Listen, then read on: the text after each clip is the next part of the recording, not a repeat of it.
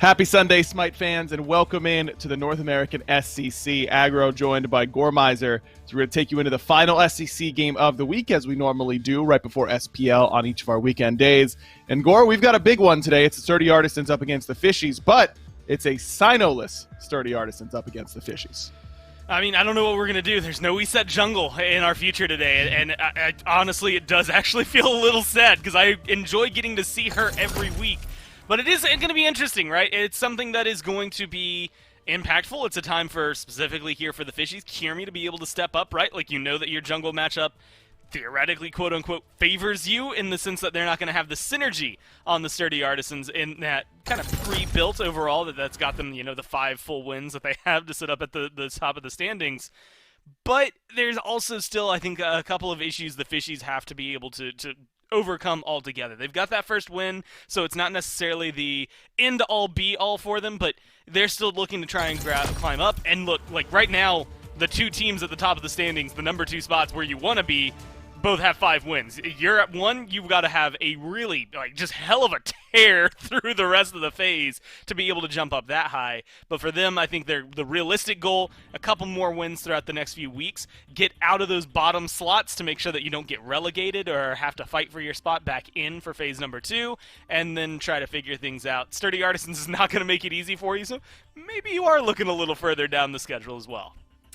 I definitely think the undefeated record could be in jeopardy here for the Sturdy Artisans. Sino such a leader for that squad, but they've got a good sub in. We'll go over that in just a minute. Let's talk Fishies first. You mentioned Kirmi for them in the jungle. I think that's the correct place to be looking. This squad has had their moments, and oftentimes it's when Kirmi is having a good game. I mean, and it's something that looks really good. Tsukuyomi, somebody that we've seen a whole ton of, but the fact that this team has been able to come through, and again, they are a team, and this is very similar, I want to say to Jest F6 in Europe, although maybe to a heightened sense, maybe a little bit more consistently.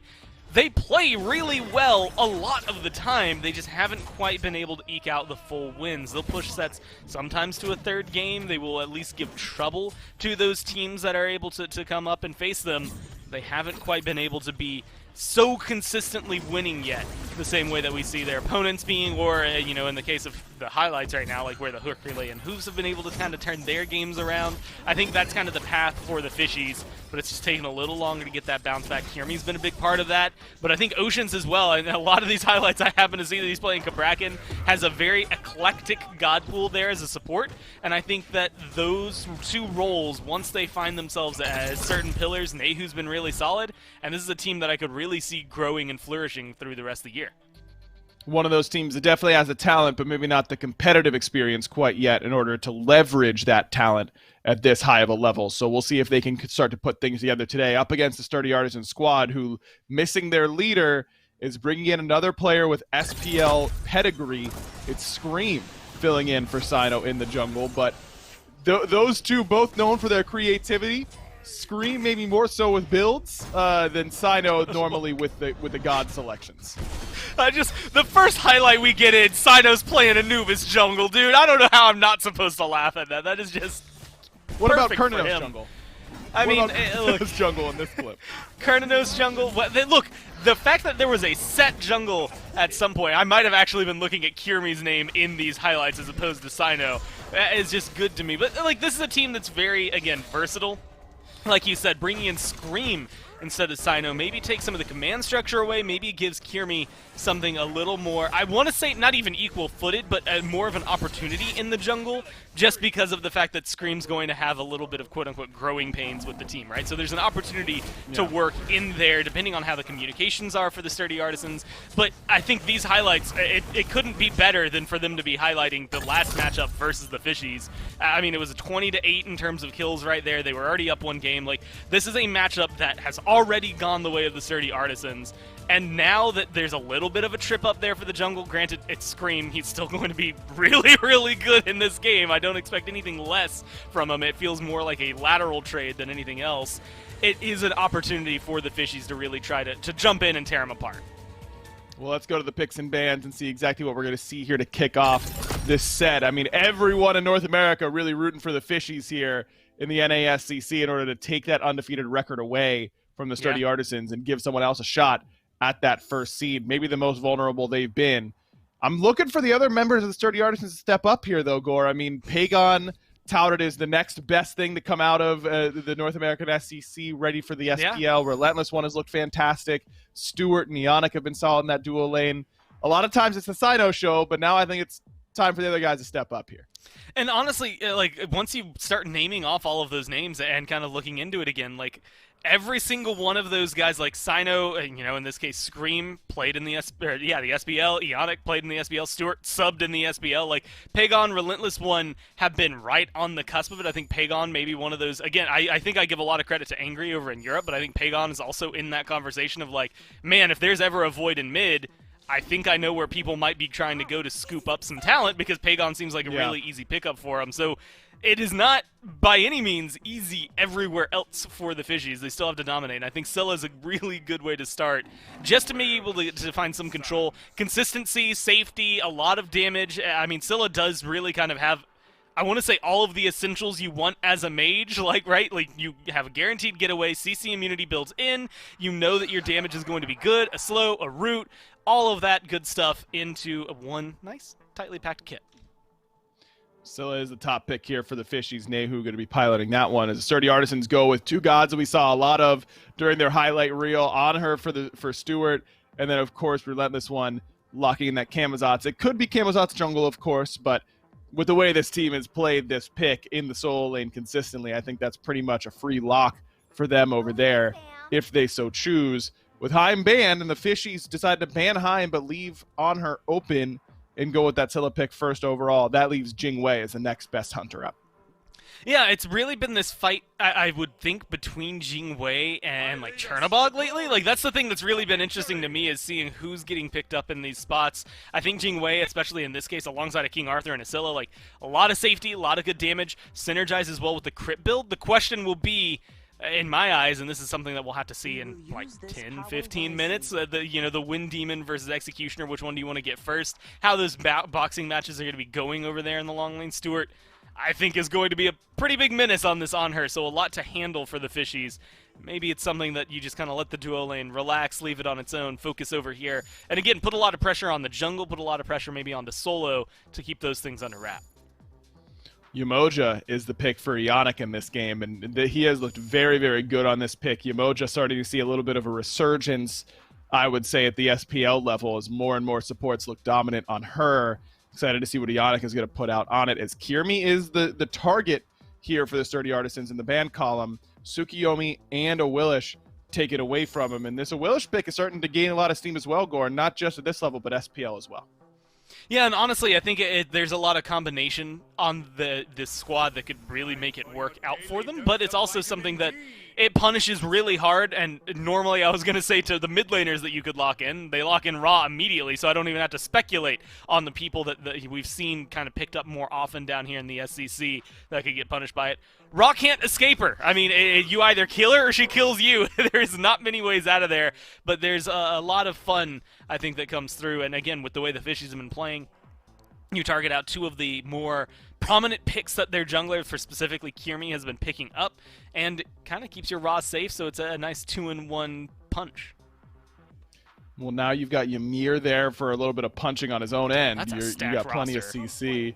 Yeah, I like what the Fishies have, man. And Erlong Shen is perfect. I love the pick. You have some mobility. You've got that range CC to shut down the Raw, and you've got great setup for your mid laner now on that Scylla.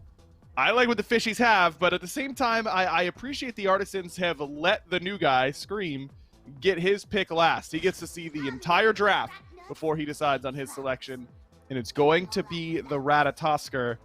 I think both sides came up with pretty good drafts here, Gore. Yeah, I like what the Artisans have, because I know in the right hands, every single one of those gods can be much more prominent picks. They can be very dictating of the pace of the game, and they can control everything. But the good news is, for the Fishies and Fishies fans out there, is strictly that there's a much higher execution threshold on the Artisans. Like, they just have to play the game a lot better for this draft to work out the same way. The only thing about the Fishies, like, there's only one swap I would do for this draft, and it's if they could have gotten that Heimdall over the Jing Wei. I think it might have actually just been a perfect pickup for him. Like, everything in slot just feels so good. If they are looking to win a game and really make the Artisans have a lot of trouble, this is the draft to do it. If they can't do it here, I'm really worried about game number 2 and ultimately the set. Yeah, a lot of comfort picks here for the Artisans, but a lot of top of the tier list picks over there for the Fishies, maybe trying to just let the strength of their gods carry them to victory here in game number 1. This Arthur for Chronic, I think that matchup up against Relentless One is going to be key in that solo lane. Yeah, being able to take on someone like a Camazotz, it's not easy to find a lot of solo kills. Like, Arthur is a lane bully, but he's not always finding a lot of those 1v1s in his favor, and I think Camazotz is going to not necessarily make it difficult, but once the rotations come through, King Arthur is going to be able to flourish a lot more. The Fishies looking to become King Slayers and take down the undefeated Sturdy Artisans. Throw it down for the casters for game 1. Well, in nature, only the strong survive. Which of these warriors will illustrate this principle today? Fishies versus Sturdy Artisans, and it's Finchmith swag here for the cast. Doug providing the views. Myth, you heard them on the desk, though, loving this draft from the Fishies, and honestly, I can agree why. But I think the Artisans have some strong tools as well. You leaning one way or the other before we hop into this game? Just off draft, I think I might prefer the Fishies just ever so slightly. If you look at it top to bottom, Chronic on King Arthur, I mean, hard to argue against King Arthur. It's one of the most prioritized gods in the SPL right now for his pressure and survivability in lane. Kirmi on one of his most comfortable picks inside of Erlang Shen should be able to get involved early, but maybe not so early as to keep up with Scream, the sub for Sturdy Artisans in the jungle here today. And that's a pretty scary sub. I mean, big shoes to fill, right? You got Sino stepping down for a day. I think Scream's certainly up to the task, though. Then you got Scylla from Nehu, that just raw damage output and consistency that she has, as well as just a couple more top picks out of the duo lane. The Fishies come away with an incredibly strong draft, but I think it's really going to root on how well Kirmi plays this early game. Nehu had to use beads there. That would have been a kill for Scream, already getting aggressive in Sino's shoes. I think we could have just sussed out that he was not here, though, simply from just a regular old assassin being picked in the jungle, even were we not to get that update coming out. So good start so far for the Artisans, who I think are, still playing for a lot. I know they got up to a really good start and they're in a comfortable spot, but you really want to hold on to it. You don't want one of these other rosters sneaking up on you and catching up to your top spot, as Stewart takes a ton of damage here in the left lane. Keep an eye on Nehu, though. Getting those beads forced out, he is real vulnerable if Scream elects to get aggressive. As Kirmi might be taking over here against Relentless One, who is indeed the target. Chronic barely survives. Now Relentless One stuck out of position. Kirmi will find first blood as Relentless One misses it by, 50 damage max? Yeah, just unlucky that Vampiric Bats didn't tick 2 more times. Ocean's got a lot of DPI, it seems, right? Maybe a high sensitivity turning around, flexing what she could do on the PC. Not quite able to connect the freeze this time around. I want to see Scream, as you already highlighted, keep that pressure up on a Nehu. Scylla is so easy to shut down in the early game, and it looks like she's going for a relatively slow build. Normally, Nehu likes to pick up Spear of Desolation in this slot.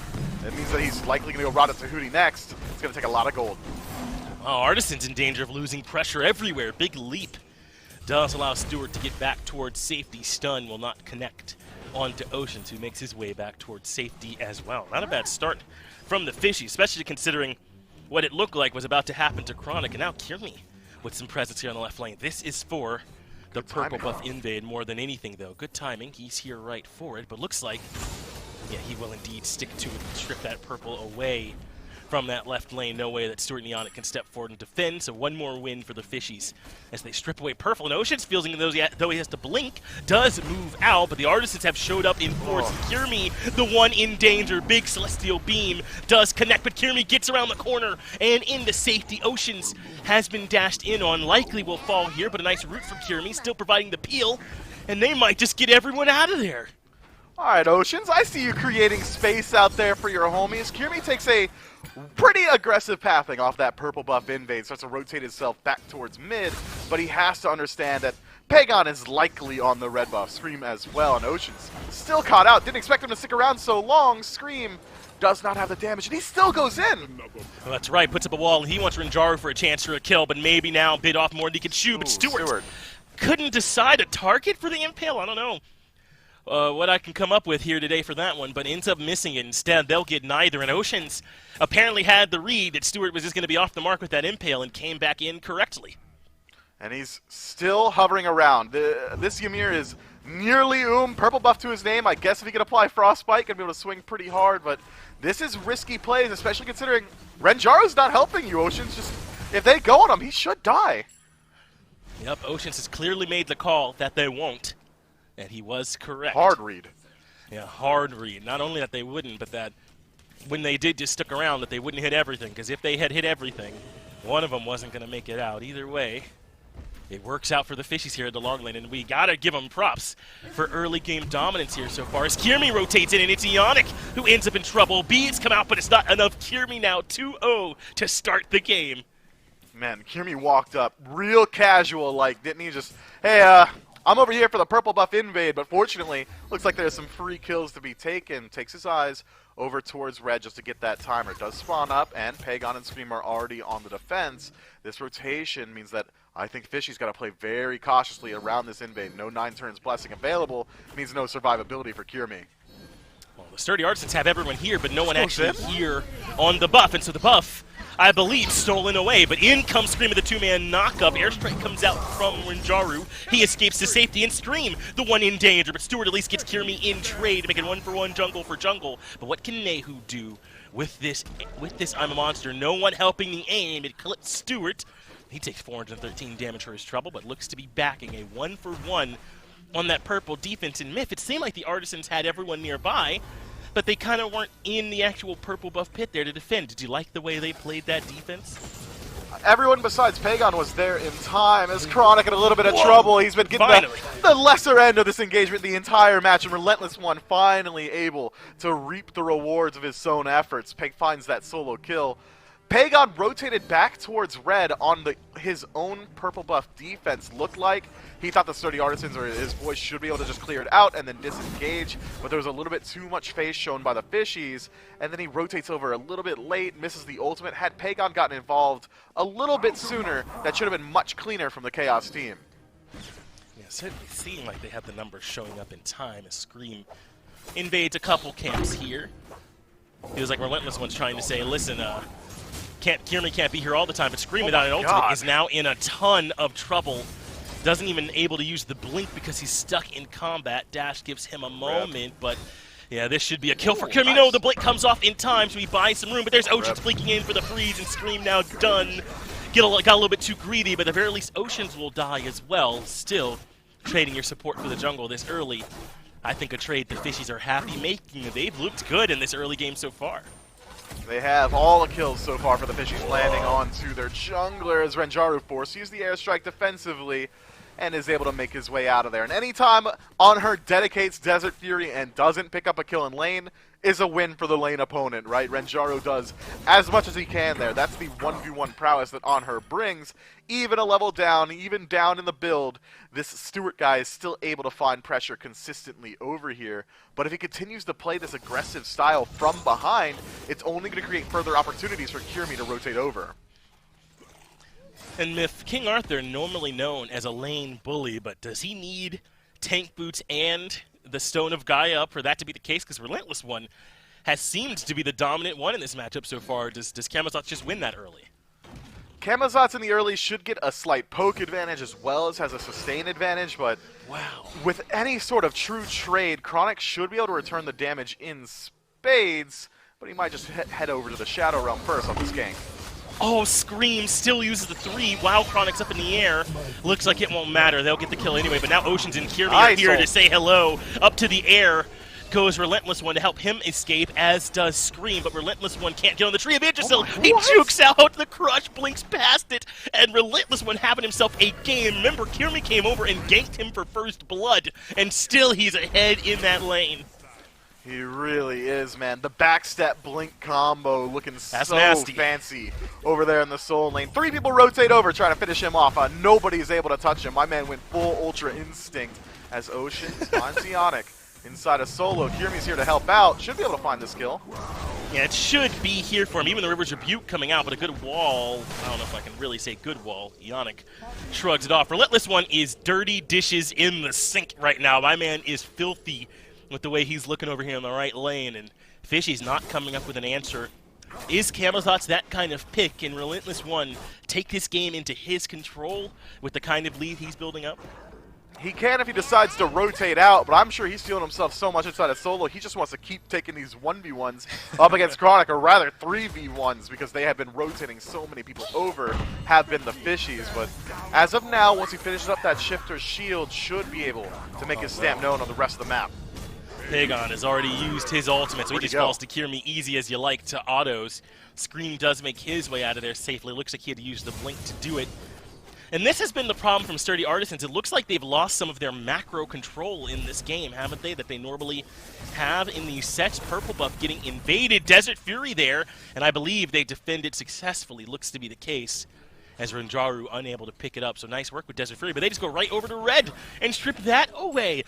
This is a sort of early game confidence from the Fishies we haven't seen basically the entire phase. And the Artisans look a little tiny bit lost. It's a good thing they've got Relentless One over there in solo, or they'd be behind everywhere. Yeah, it's almost shades of that Bolts-Dragons matchup we got to see recently, where a team that is so used to dominating in the early is finally put to the test, and it seems like they do not quite have the answers. Relentless One tries to find some pressure in the jungle, but instead finds 3 members of the Fishies. And I think he has to do this. Tries to find a way to leverage his lead, but he gets punished for it this time. An easy and free kill for the Fishies. But I think, I mean, I want your opinion on this, but that's the right call. It looks like the Artisans want to go to Gold Fury to punish that heavy solo rotation. This is one of the oldest strategies you'll ever see in Smite. You go bully my solo laner, we'll just take the Gold Fury. Yeah, how many times have you been in ranked and your solo laner says, "Forward my lane, what are you doing? Ping, ping, ping, ping, ping, ping," and that's exactly the response from the Sturdy Artisans. Able to close up that gold lead a little bit here still. Was about 2,000, now closer to 1,000 in favor of the Fishies, but experience tells a much different story, doesn't it, Finch? It seems like the Sturdy Artisans have been splitting the map a little bit more effectively. The Fishies have been winning out on these macro plays, they've been winning out on these fights, but they've been rotating as a 3-man depth core. Oceans, Kirmi, and Nehu have been everywhere for their team, and that time spent ganking is time spent not farming, whereas the Sturdy Artisans have been playing it much more standard throughout the early, just sitting in their lanes, biding their time, and the experience is starting to leak into their favor because of that. Freeze from Oceans, lands on Ionic, I'm a monster, and Crush all connect, but Ionic stands tall. Can't do the same once Kirmi shows up, though, so another kill for the 6-1-1 Erlong Shen, but Scream wants to get involved himself, and somehow the combo off the mark, and they don't get the Searing Pain. Pagon and Scream not quite as in sync as Pagon and Sino. No, not as much experience playing together as they have with their main core, but for now, still not too far behind. It's a 1-level lead for Pagon in mid. It's only 1 level down for Scream in the jungle, as Stewart not quite on the mark with that Impale. Isn't quite able to force out Renjaru, and the Fishies work their way forward, force back the Artisans. Oceans creating so much space for some easy invades. Red and purple going the way of the Order side team. Oh, now Chronic with a chance to turn this matchup around. Gets Relentless One low, but so much sustain in the kit for Camazotz. That keeps Relentless One alive here in right. And Renjaru seems to be happily taking the duel, but he might have been baited in. Knocks up Renjaru, who is Jing Wei, and so she just leaves. And Ionic cannot lock him down with Stewart. Oceans comes over to even up this matchup. We were talking earlier about Relentless One and that buff invade where he ended up getting killed and punished off a heavy rotation. Is that the right call from him, though, to look for those invades? I think he's got to use that pressure as Renjaru can't get the airstrike off in time, and Oceans seemed to be waiting for his moment. It never came up. Yeah, his boy died a little bit too fast. Meanwhile, on the right-hand side, Sturdy Artisans able to pick up that Pyromancer. But to answer your question, Finch, I think that Relentless One can certainly invade camps, right? Maybe not speed buff, like where he did last time, was able to take it out, but you're pretty deep in the enemy jungle at that point, pretty easy to lock you down on the chase out. Maybe go towards the back camps or the blue buff, or rotate towards mid and have your fight presence known there, especially considering how much damage he has in his kit right now as Oceans. No stranger to try to defend a purple buff on his own. Kind of crazy that he's able to attempt it 13 minutes in. Nehu on the rotation in uses the Sentinel and may have forfeit his life. Seemed like that A just got good value from him, though, and I'm a Monster connects. Pagon Nice the one that falls freeze. first. Scream dries, falls as well. And this Fishies counter rotation has been excellent all game long. Kierme cuts down Stewart, and the Artisans pay dearly for their aggression onto the purple buff. Nehu had an excellent age at the start of that engagement and immune so much damage. Well, you asked earlier on if King Arthur needs Tank Boots and Gaia to become a bully. Well, let the screen tell your answer here. Chronic, 2 levels down, invading a blue buff, and just able to sustain through all this damage from Relentless One. He may have missed an opportunity, Relentless One that is, to leverage that lead, because now Chronic is slowly becoming that unkillable Titan that we associate with King Arthur. That Stone of Gaia pickup is so huge for him. I think if anything, Chronic could start rotating out and do exactly what Relentless One should have been doing about 3-4 minutes ago. Should have been. Well, this one's got to hope that window has not closed. He's got a chance here with Chronic low on mana, but can't quite catch up to him. Chronic dips out the second that Relentless One shows up. So this has been a real back and forth game, but that exchange over on the purple buff on Duo's side really helped the Fishies bring the gold back into their favor. Kierme with a 2-level lead over Scream in the jungle. That's pretty tough for Ratatosker, whose goal is to dominate the early. Pagon a bit behind, as is Ionic, and somehow Stewart ends up 2 levels behind Rinjaru in the long lane too. This left side dominance for the Fishies, which we don't see in the SPL, it's usually the right side that's being contested unless you're the Leviathans, has really put the Fishies in a good spot. It has, and we need to see them leverage this lead while they still have it. Rush down that Oni Fury once it spawns. Group up, take down the tier 1 tower on left, because at this point, 15 minutes in, there's not too much risk of the sturdy Artisans making a Fire Giant play. With Pyromancer down already, there's no real objectives for them to contest on this side of the map, so the Fishies essentially have free reign to play where they have a lead. I want to see them run it throughout this early. So far, Fishies been struggling to find wins inside the SCC. Now's the time to find it. This is the best positioning they've been in any set so far.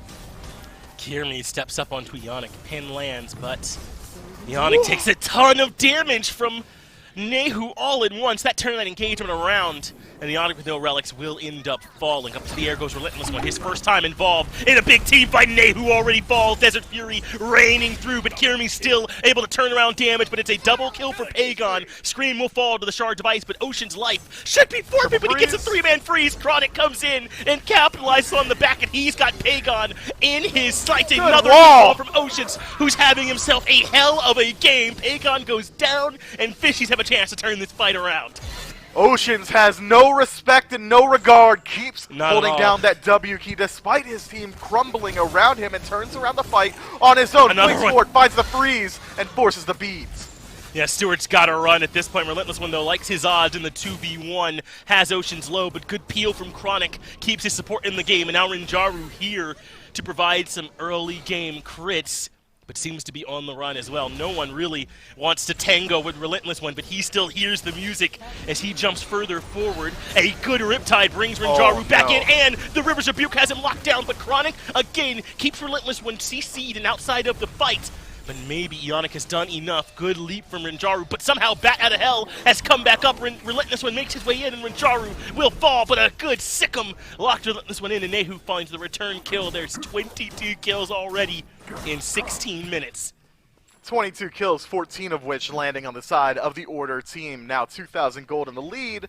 The Sturdy Artisans do a good job of making that a net gain neutral fight. I mean, Relentless One dies, respawns, comes back in, gets his ultimate back available, and picks up a kill onto Rinjaru, which essentially takes away the potential of the Fishies to go towards that Oni Fury. Sturdy Artisans, on the other hand, have been getting a little bit overzealous with the chases, haven't they? Oceans is just a body out there absorbing abilities, a lightning rod for the aggression, creating space and taking every cooldown. So far, tries to do it again while on the mark. Ionic just walks the other way. No follow-up, is not quite able to find that kill. But look at this positioning from the Fishies. It seems to me that they're trying to set up for the Oni Fury again. Seems to be the call too. Ionic speeds down.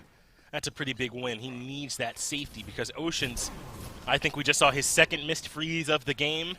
Everything else has been on point. This Amir's been a monster. Him and Kierme have been this frontline presence of the Fishies, and now they start up the Oni Fury, and they've got it low. In comes Nehu with the crush, and I'm a monster, and the objective secured. Oni Fury to the Order team, but Relentless One sees his opportunity to get aggressive. Nehu is his target, who still has both relics available, and as soon as Relentless One lands and Scream, they both come out. Nehu immune to the damage, and suddenly Relentless One in an awful spot, as is Scream, who can't afford to go back through the tier 1, and Kirmi collects him easily. Chronic makes his way on the backside of the fight, and that'll completely sandwich in the Artisans, who have to retreat.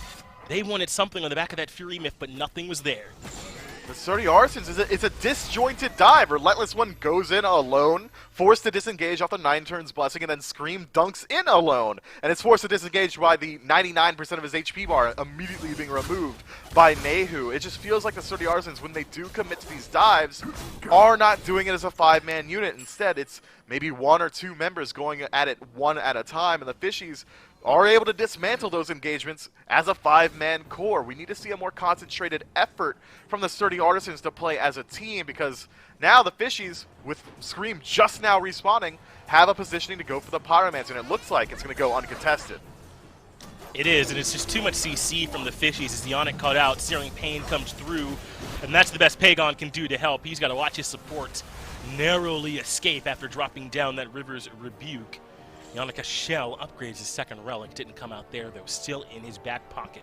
But the Amir Freeze, the 9 turns Blessing, the taunt, the knock-up, the root, the Sickums from Nehu. It's too much control in these 3v3 engagements that they have at their disposal. I don't see how the Artisans are meant to take these big 5-on-5 fights and come out on top. Their dive has to work, right, between Scream and Relentless One, but they seem a bit desynced, and it makes sense. It's not too heavy of a critique because Scream filling in for the normal jungler Sino, but because of that disjointedness in their engagements, it's making it a bit harder for the Sturdy Artisans to get their dive off the way they'd like.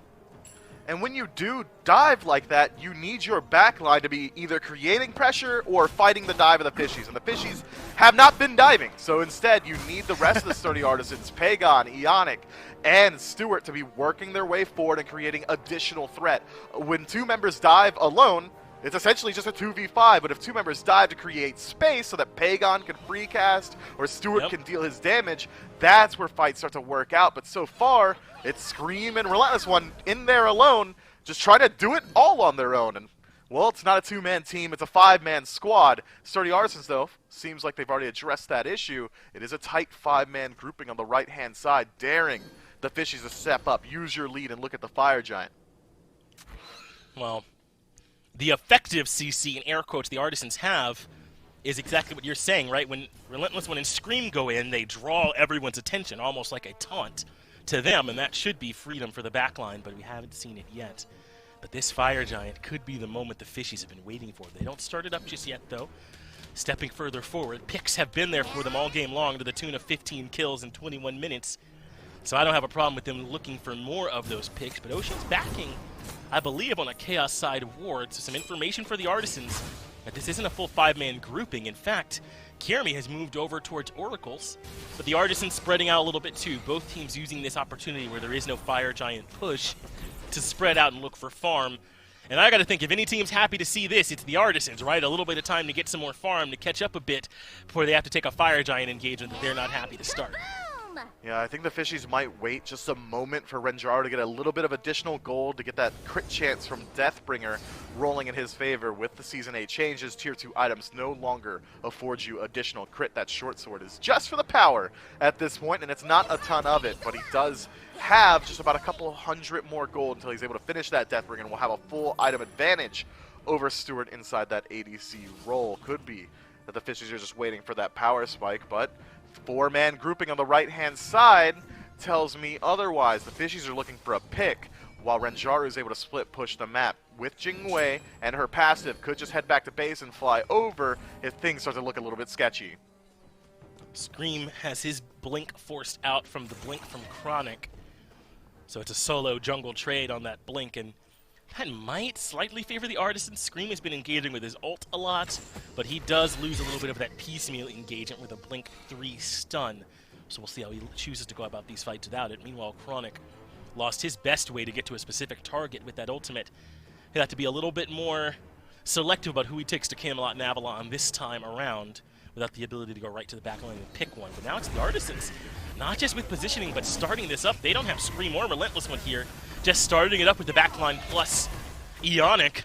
But the Fishies know this will have to be dropped at this point. Rivers comes out. It's a big blink freeze from Oceans, and they are indeed committing. They're going to need the Cyric Pain, but the Fishies steal it away. I don't even think it was I'm a Monster. Something else got it as Kirmi takes care of Stewart. The Sturdy Artisans, for some reason, yeah, it was Shards of Ice, go for an all-in commit to the Fire Giant there without all 5 members present, and it has not worked out predictably.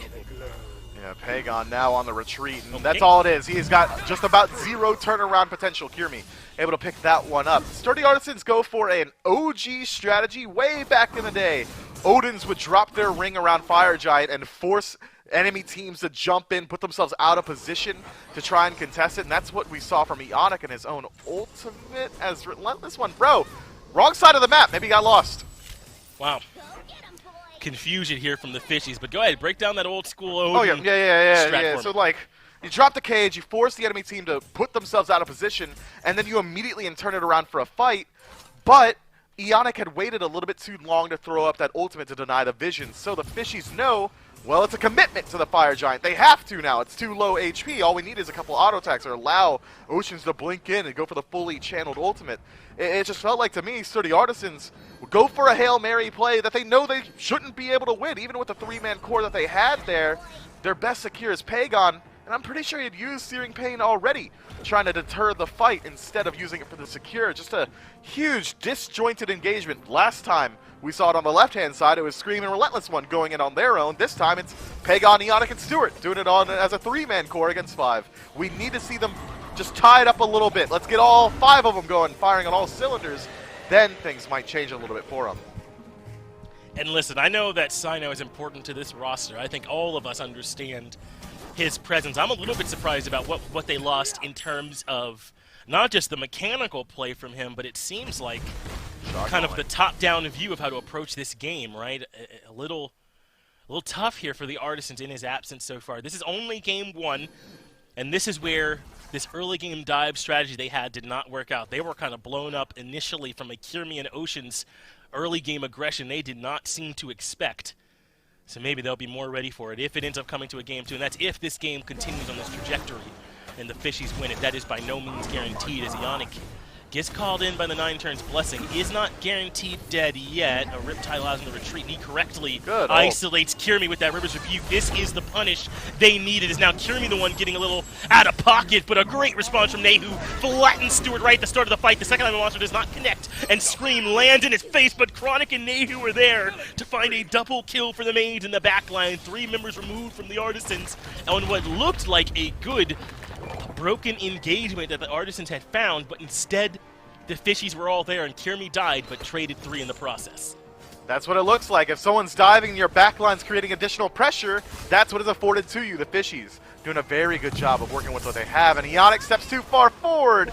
May have sacrificed his life. Riptide able to get him out of there barely, but only exposes his Titan.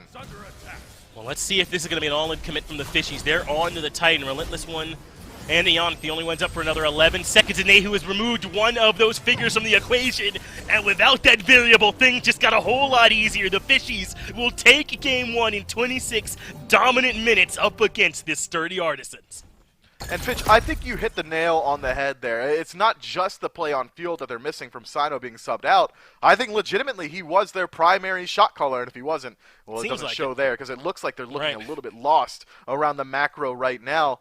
But Game 1, it's easy to make those adjustments. You realize, all right, we were working with the sub. They went for an early game aggression draft. It's hard to play against that with a new player, a new shot caller for the night. Might as well readjust, see if you can adjust it in the bans. Don't allow the Fishies to find that same level of pressure in Game 2. Should be adjustments easily made going forward. Yeah, maybe set the pride aside and just ban this in Muir, because clearly Oceans evolved on that pick here in game number 1. We'll see if that is the adjustment or something else in game 2 right after this break.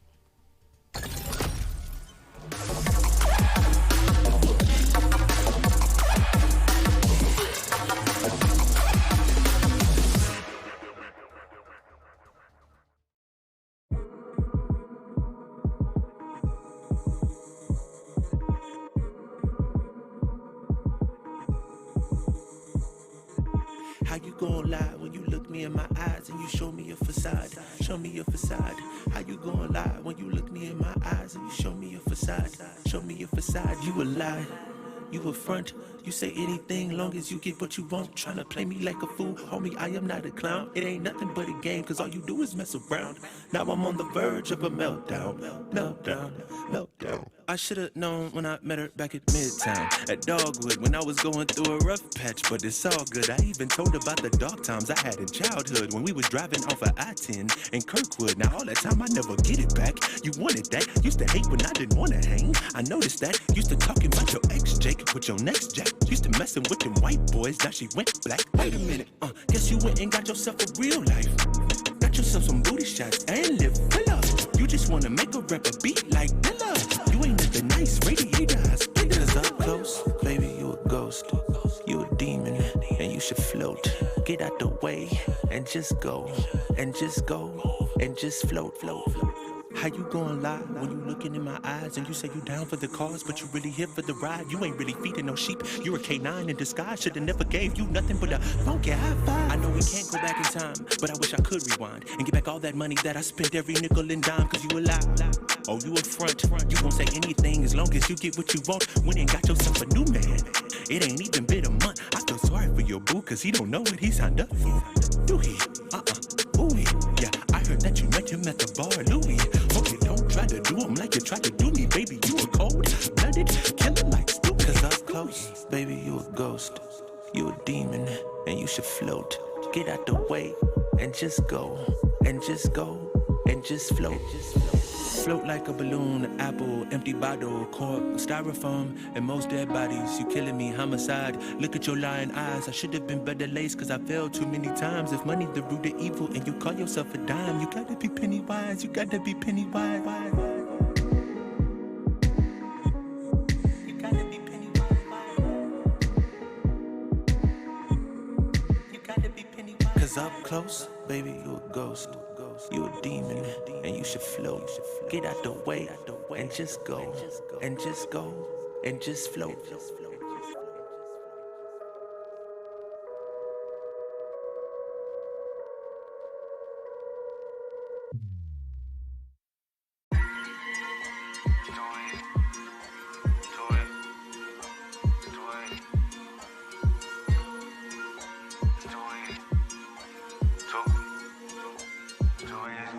I can do this with my eyes closed. It's too easy. Too easy. I can do this with my eyes closed. It's too easy. Too easy. It's too easy. I've been there, done it, seen it. Boy, all that like Keenan. Still got crack, they fiendin'. Flow still hot like Phoenix. Shine so bright, I'm gleaming. This off top, I'm tweaking. Fresh out the rat like Neiman. Still tryna fight.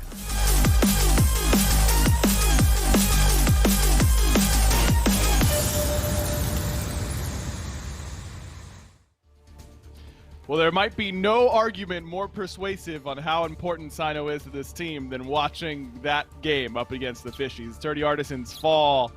And it's the Fishies looking good, Gore. Don't want to take credit away from them. Kiermi and Oceans in particular looked fantastic in this game, but clearly Sino being there for the Dirty Artisans team is awfully important. And it's a body that is moving, but it's missing the heart, right? Like, just the thing that is controlling it, and that allows it to really kind of coalesce into one entity. Doesn't seem to quite be there. Scream did not really have a great game. I mean, what was it, 1-6, maybe 1-7 at the very end there? Whereas Kiermi on the other side, you had kind of already highlighted him, but he was 10-3, I believe, at the end. Maybe he picked up a couple of kills in that last fight that I didn't catch. And Oceans didn't get the glamour. It's the same thing as a support always will see, right? Don't get the glamour of the KDA, but you get the glamour of some of the best walls we've gotten to see. Three-man freezes. It's weird to say this because for Ymir, it really doesn't mean anything, but really good ult placements as well, like being able to detonate them. But, I mean, I could just have a montage. I could watch all day of good Ymir walls, and at least for today, there'd be a good chunk of clips that would be exclusively Oceans here. Those two, I mean, kind of highlighted at the very beginning. Stepped up to exactly what I anticipated out of them. I guess I didn't really expect to see it immediately, but they actioned exactly what I wanted in the first game. and they took down a team that has yet to be undefeated. Now, that is, I think, the third game over this phase that Sturdy Artisans has lost, so they haven't been losing a whole ton. And I know for them it can't feel too good. No, certainly have some things to work on going into games 2 and potentially 3 of this set. Scream's scoreline definitely not looking great. I do think he played well overall in the sense of he was getting tons of huge initiations, multi-man stuns, multi-man knockups. Just the team really wasn't there to come up and assist. Pagon clocking in at 2 and 5, and Stewart less than 9,000 damage on her. Yeah, not feeling too great. Then again, just barely a little more damage than what Scream was able to do. Relentless One was absolutely the saving grace. I mean, there were countless times where Relentless One was fighting back 3 to 4 members of the Fishies. What felt like on his own. I mean, sometimes he'd have a little assistance from a Yamoja or something like that, but it was very impressive to see what Relentless One was able to do. And if they can get that performance, like you said, onto everybody else who typically is here for that team, then we do see a game number 3. But if the Fishies, if they get a similar draft, that similar draft plays the same way, and they're able to have a similar performance out of the Sturdy Artisans, kind of the trifecta that comes through, I'd argue even maybe just 2 of the 3, they probably are actually able to win this one, which is not something I expected to be able to say coming into today. All of a sudden, that undefeated record looking like it could be in jeopardy now for the Sturdy Artisans. Let's head to picks and bans for game number 2 so we can see what adjustments this team wants to make. I agree that a lot of it is the fact that the Fishies got a fantastic draft. That Scylla looked problematic for Nehu. I was going to say the Ymir, of course, for Oceans was absolutely huge, and no surprise to me that the Artisans immediately take that away. I'm wondering what's going to happen with the Erlong, though, because I do think there was a lot of pressure that came down from the Ymir. But the bans that they had last game felt a little more, I want to say kind of blanket statement, like league-specific, like, okay, these are just really good things. We got to make sure, in this case right now, it's Sobek, it's Heimdall, but the Athena, the Tiamat all have to get banned away. Like, Tsukuyomi was banned out in the second phase. Like, a lot of the top priority picks were banned away. Athena, as of right now, still open. Tiamat, as of right now, still open. It seems like the Fishies are more worried about that. I honestly give them a lot of credit for that just because of doing their homework. I am really scared of Ionic's Athena, and I actually think that is a good ban. And with Tiamat still available, I'm surprised to see that that's not where they go to. Me too. Me too. I thought that would be a Pagan God for sure. Turns out, not top pick worthy. They lock in that Guan Yu from Relentless One. And when he's playing as well as he did in the last game, it makes some sense. I mean, if he's the only one really moving the team forward, if he says, yo, give me Guan here, then it kind of makes sense to give it up to him. But the question is, will the Fishies go to it? And they will. They go with that Tiamat, despite the great Scylla performance from Nehu last game.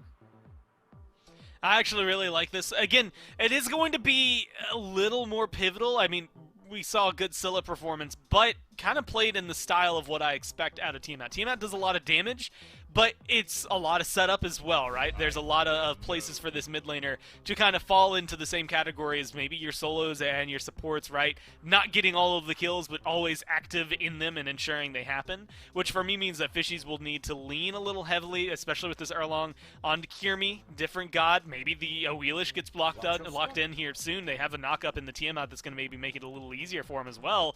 Pick that up even here to make sure it doesn't get banned out, but get Kirmi on something comfortable, and then you have someone that you guaranteed know is going to have a good performance. You get a good carry as well on her still available, and everything should pretty much just kind of fall into place for them.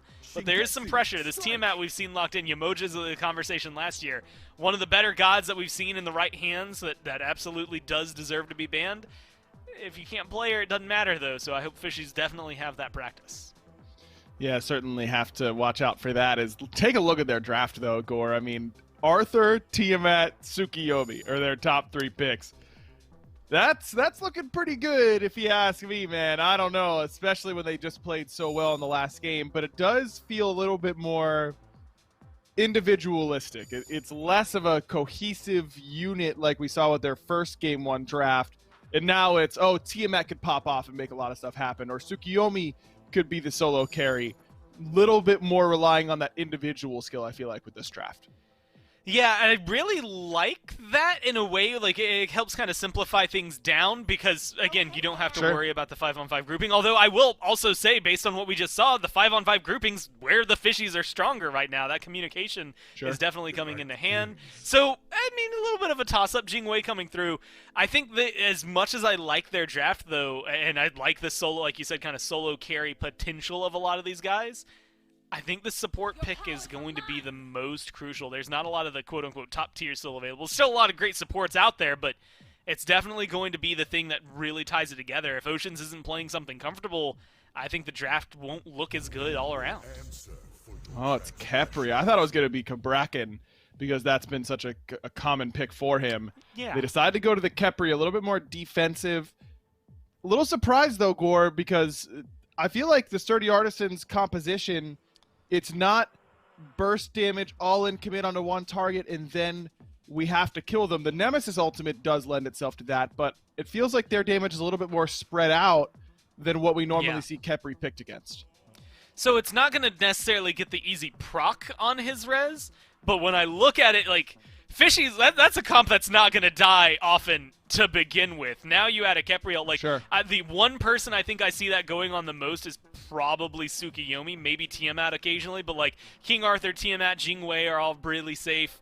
So ultimately, I think the Fishies are just survivable this game, and that might give them a lot of credit to get all that solo damage out. Excited to see if the Fishies can complete the upset. Only one win needed to take away the undefeated season for the Sturdy Artisans. And let's see if the Fishies can do it. It's Finchmith Swag and it's Doug providing the views. As a bit of an about face here for the Fishies with this draft. Oceans, instead of the Amir, who was a frontline CC machine who could steal objectives all on his own, instead he's on this Khepri. Nehu has Tiamat in the middle lane. We're going to see what he can do with that. Kirby on Tsukiyomi, so still some strong options. But the mid 3v3 looks completely different. How do you like the look here this time as opposed to game one?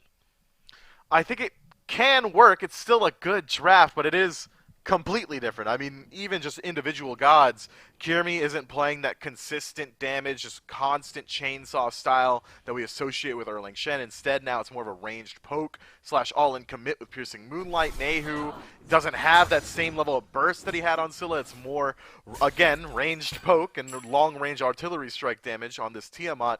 And then Oceans, maybe the largest absence from game one now, playing a much more defensive style. I think if anything, this draft is going to require Chronic to step up a little bit earlier on. They need that frontline presence, and they don't have it outside of their solo lane. Relentless One again getting aggressive in solo. There's probably no one on the map who feels more like they did work in game one than him on Sturdy Artisans. I mean, he had Chronic kind of in a bag that entire game. Only respite he got, Chronic that is when Kirmi showed up for that early first blood gank. So maybe Chronic can get it done again. Relentless One. Eventually Chronic, though, will be hard to lock down once he has those tank boots and Stone of Gaia. So what's the game plan here for the Artisans as Oceans take some damage? They've got this Nemesis who's good at saying one person will fall. Ionic takes damage from the tower but makes it out safely. Well, how do you want the Artisans to approach this game? Utilize that early rotational pressure that Pagon's able to afford you with this Yanis pick. Even Stewart has that global presence as well, so wherever the Artisans do decide to take a fight, they should always outnumber their opposition throughout the early. I do want to highlight that Chronic does fall behind twice in a row so far, but it's because of the start. They do not have him clear out speed in the back camps with his jungler. Instead, they have the jungler start over there on red, and then Kirmi rotates back through to solo speed and those back camps. So Chronic just going to fall behind in that first wave or so naturally until he's able to catch back up a little bit further on. But to go back to the question, I really think that Sturdy Artisans can kind of rest on their laurels legitimately for the first 4 or 5 minutes until Scream gets that ultimate to him. And then they can start looking for pressure. It did look as though the Fishies duo lane got there pretty quick. That's what often happens with that start, because I think they go right over to purple, right, with the jungle and the mid there on red. So yeah, you've got a point. We'll see if they're able to leverage some of that pressure early. The Artisans, though, as you said, maybe can kind of rest back a little bit. Use this Giannis ultimate to get people around the map a bit more quickly, and then set up for Scream to eventually be that chainsaw that Kirmi was in game number one. This Nemesis pick is something he's played a lot of throughout his long career. He's been in Smite for plenty of time here at this point. He's going to have to find a way to stand up and fill in that vacuum. Sino left as Pagon gets caught out through space and time, used for CC immunity. Can't connect with the unstable Vortex, but Scream dashing in can't connect with Kirmi either. So Kirmi really just gets the through space and time out of Pagon there for free. Not bad from him. Yeah, good decision from Pagon to use the ultimate as well. Does not lose out on those beads. Sacrifices some of that aggressive capacity for the next minute or so, but in exchange for maintaining that defensive capacity for a full 2 or so minutes. That beats cooldown much longer, whereas on the left-hand side, Ocean's getting involved. And Yannick been pulled in, already had to drop the shell, but Renjaru right there can't find the auto, so Stewart maybe room to get aggressive as Yannick comes back in for the silence, or the whole wave here he cannot. Good aggression as in comes Kirmi on this right side, and Relentless One looking like the early target. First blood goes to the Fishies again as they cut down Relentless One in solo. The exact same as game 1, a Kirmi rotation to the short lane finds them first blood. But this time around, Chronic wasn't suffering nearly as much, was he? Wasn't stuck inside of his tower, doesn't have 10% HP. Instead, now we might be in a position where Chronic will be able to secure himself a lead within the lane, which would allow him to rotate out a little bit earlier on, making up for some of that frontline deficit for the Fishies. I really do like this emphasis from Kirmi heading over to the soul lane, trying to make sure their King Arthur is able to get his feet under him early on.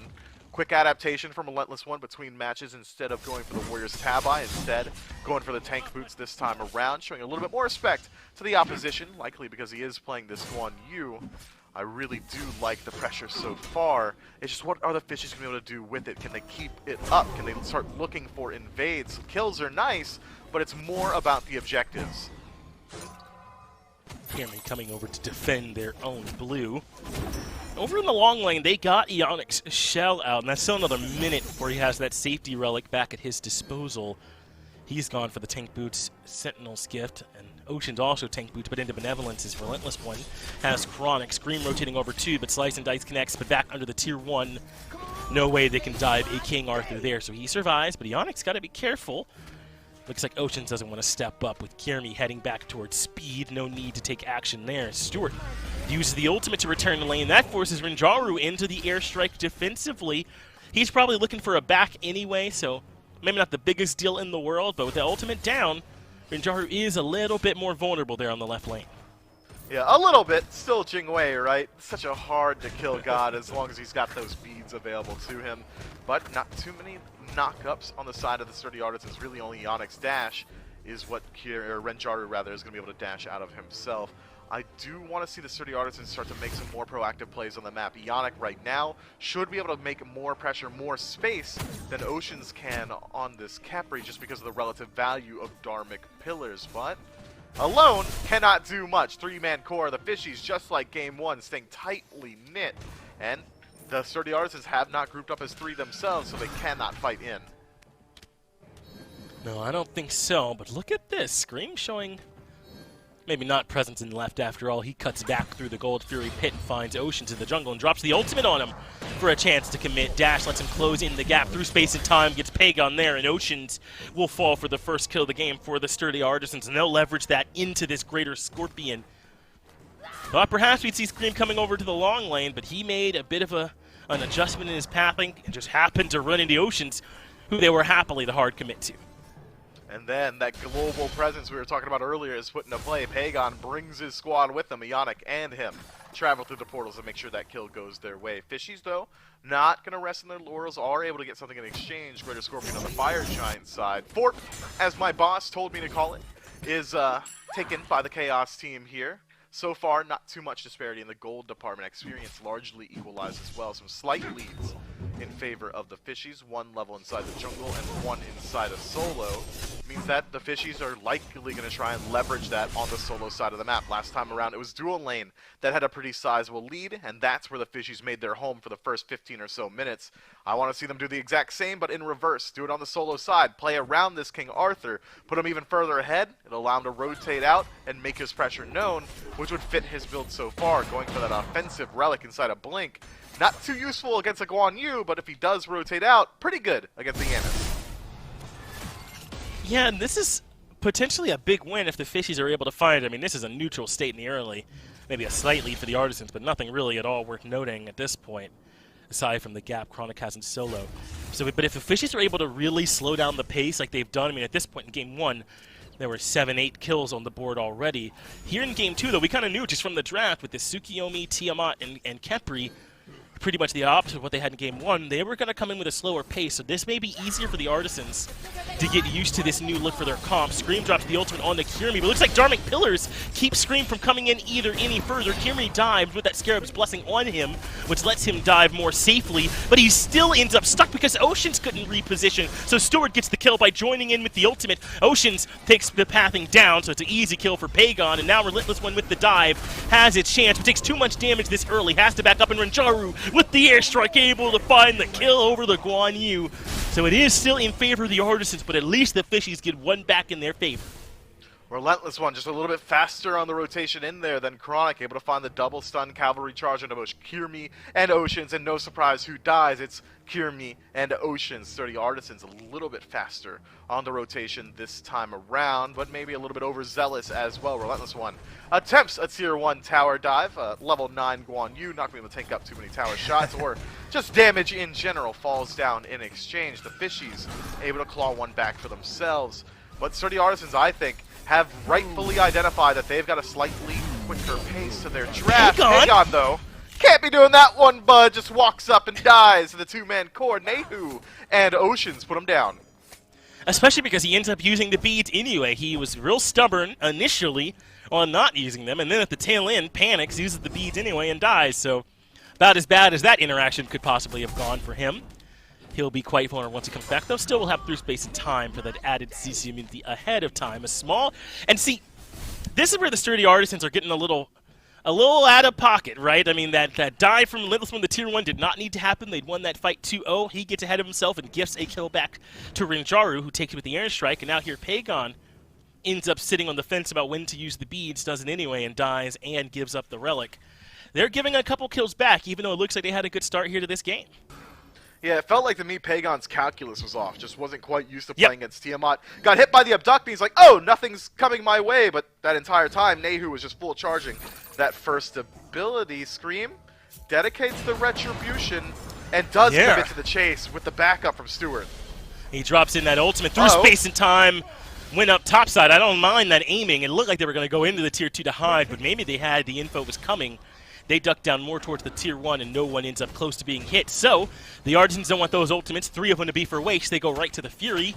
Fishies show up to defend, having used 2 ultimates of their own, it would seem, and are happy to try and stop the Artisans from just grabbing this Fury for free. It looks like the Artisans are done with it after that heavy commitment. The Fishies do a good job not only dodging that aggression, but keeping the Fury standing as well.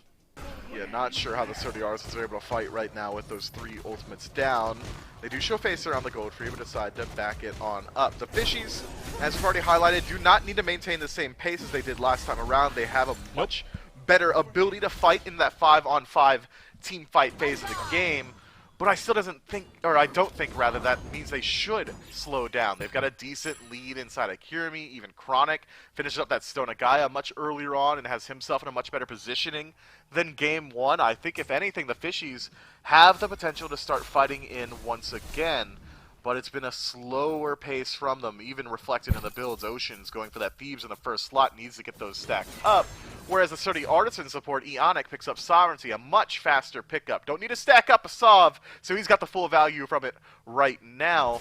We might see Sturdy Artisans continue to push the envelope, continue to force these fights, and if the Fishies continue this reactive style, their comp lends itself well to that. Oceans just have to play a little bit further back, make sure those Scarab's Blessings are ringing true, and stop the aggression from the Artisans, because it is a lot of single target CC. Cavalry charge, very small AoE, retribution, single target wholeheartedly. Even Eonic's knockup is single target as well, which means that it's going to be very easy for Oceans to target select with his ult. Well, the tide has turned here in solo in favor of Chronic. I think we knew it would eventually anyway. And your read on how the Sturdy Artisans would play, or at least what you would have liked them to do, they've been doing it, and it's worked, I think, 2 out of 3 times. That Pagon ultimate let him catch up to Scream in the early game, and they got that kill into Oceans. And then that mid-fight where both Stewart and Pagon were able to get involved really quick, they found I believe a 2-for-1 trade there as well.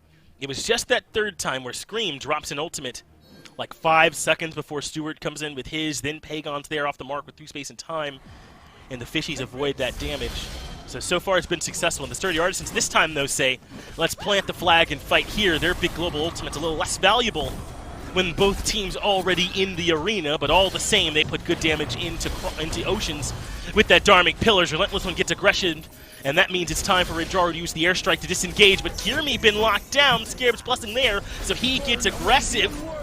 Never actually gets it procced, but that does leave Relentless One in a miserable spot in the middle of the fight, and Rinjaru finds the damage. Once again, the Artisans, the aggressors, and the Fishies, the ones who win the team fight on the back of Ionic, forced to run for his life. There's Chronic blinking in and Scream his target, who's already used the beads and no longer has that safety in the back pocket, so the stun off the base form of the ultimate lands, No way, and right? Chronic will dive into the tier 2, but cannot keep up the aggression. Now the Fishies starting up the objective after forcing Pagon out, and Kirmi gonna get aggressive, better not get hit by Unstable Vortex. What? Dodge Pagon? that, and able to find the kill.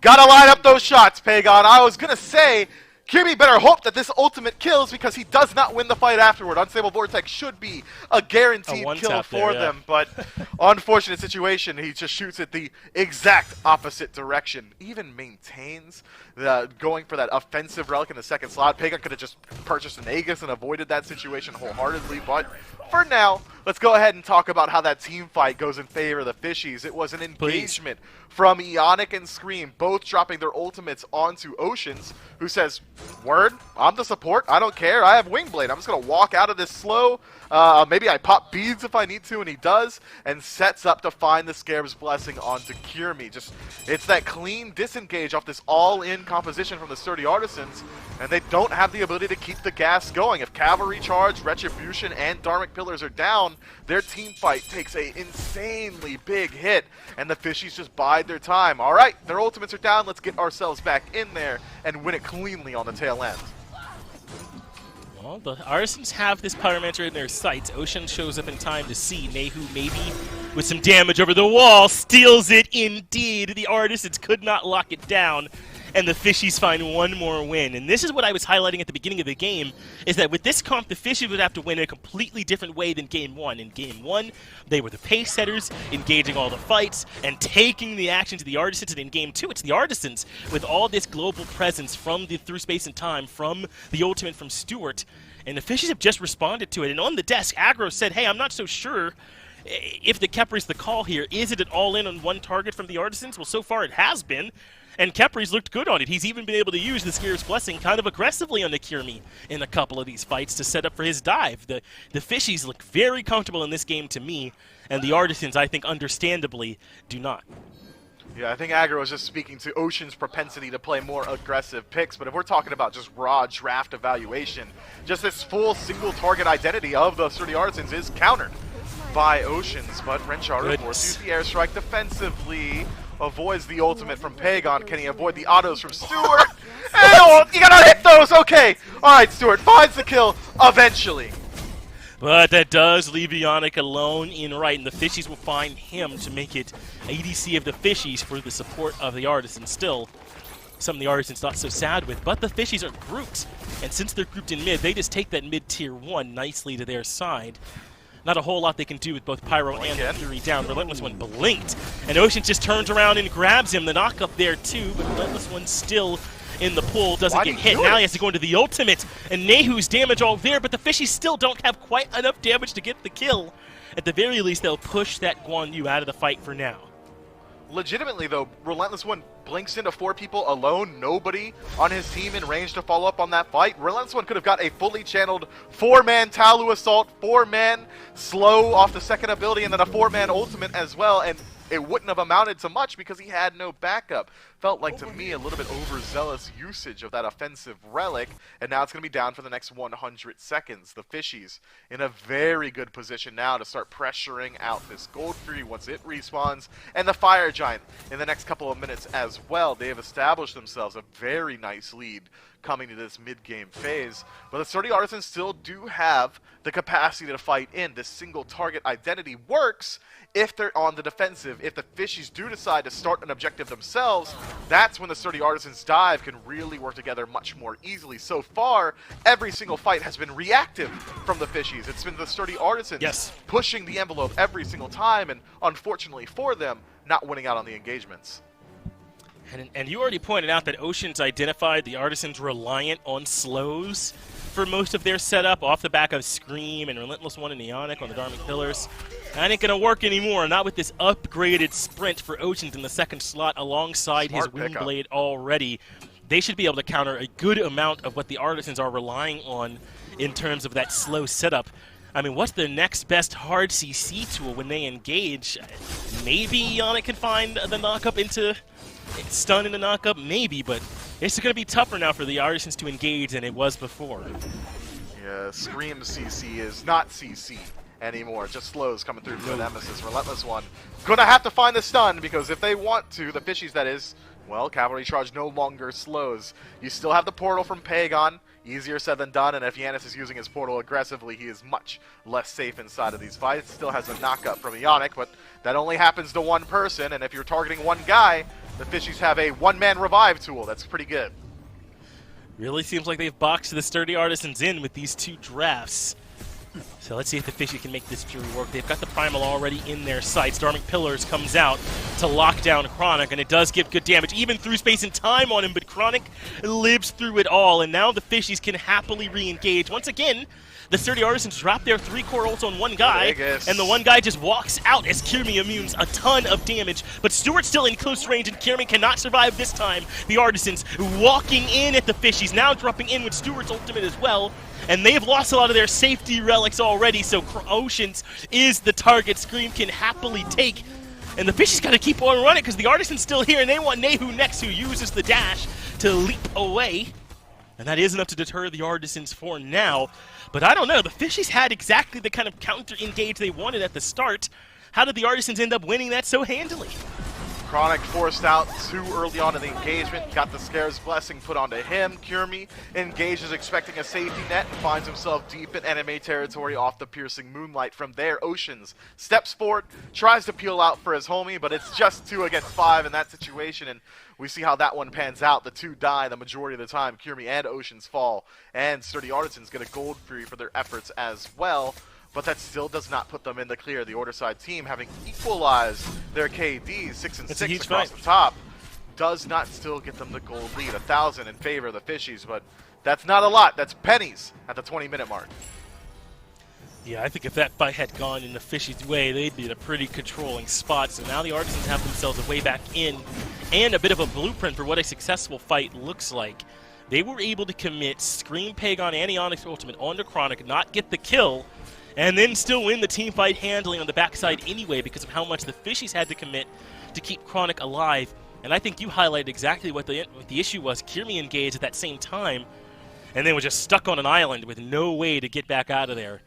So if the Artisans can find that way to break up that engagement, leave one member of the Fishies standing alone, then they've got a pretty good shot at blowing up this composition.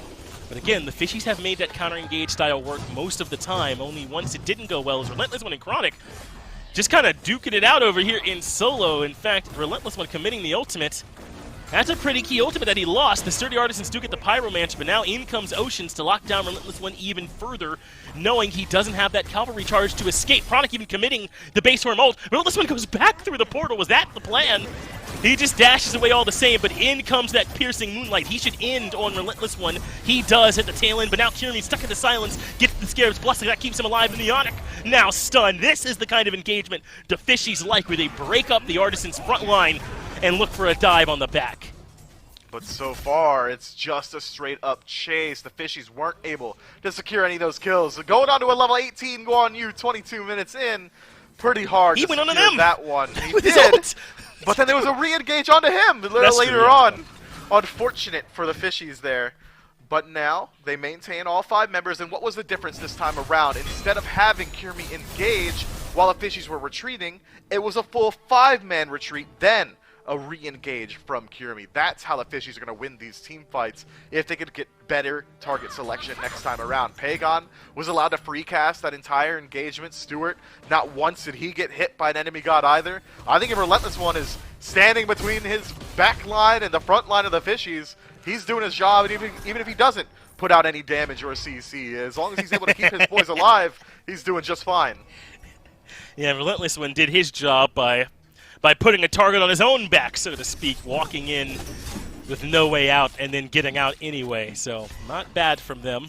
That engagement really didn't net much of anyone anything. The Fishies do use more relics, though. The beads and the blink down for Chronic, beads down for Kirmi, and sprint down for Oceans. And really all the Artisans gave up was, looks like the Frenzy from Ionic. So in the end, that real aggression from Relentless One, which turned into aggressives from the Fishies, does have some tangible benefits for the Order side team in terms of a favorable relic trade. And looks like they know Chronic doesn't have those relics now. An all-in commit to him, and Relentless One on top of the horse again. Stewart just walks in and autos him, and boy, does that work. Chronic goes down with no safety relics at his side, and the Artisans right back in the driver's seat. They want to start up fire.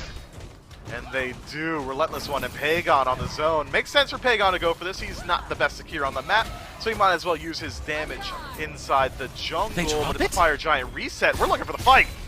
Yeah, Stewart goes up to the ultimate. He drops onto Nehu in the backline, who gets the Scarab's Blessing from Oceans. That keeps him alive, so he jumps in, but Oceans falls in the back. Pagon traded out, and now Nehu's stuck in the middle with no Scarab's Blessing. Gives Stewart a double kill. And they want Kirby off to the side here as well. There's the root. Stewart finds a triple kill, and the Fishies are routed. The Artisans had the Fire Giant down and done. They drop it for the fight, win it. Now can come back for the objective free and clear.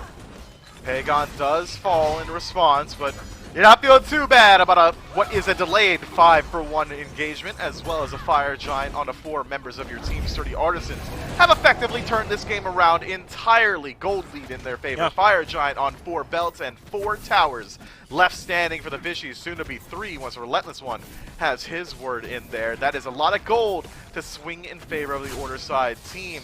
And their siege is incredibly strong.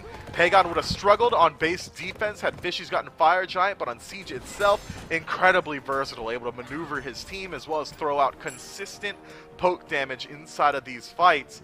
Whereas the Fishies, they're going to struggle a little bit on defense. Nehu is going to have to dedicate himself aggressively if he wants to get the full value out of his kit, forced to jump in to find all of his damage and CC.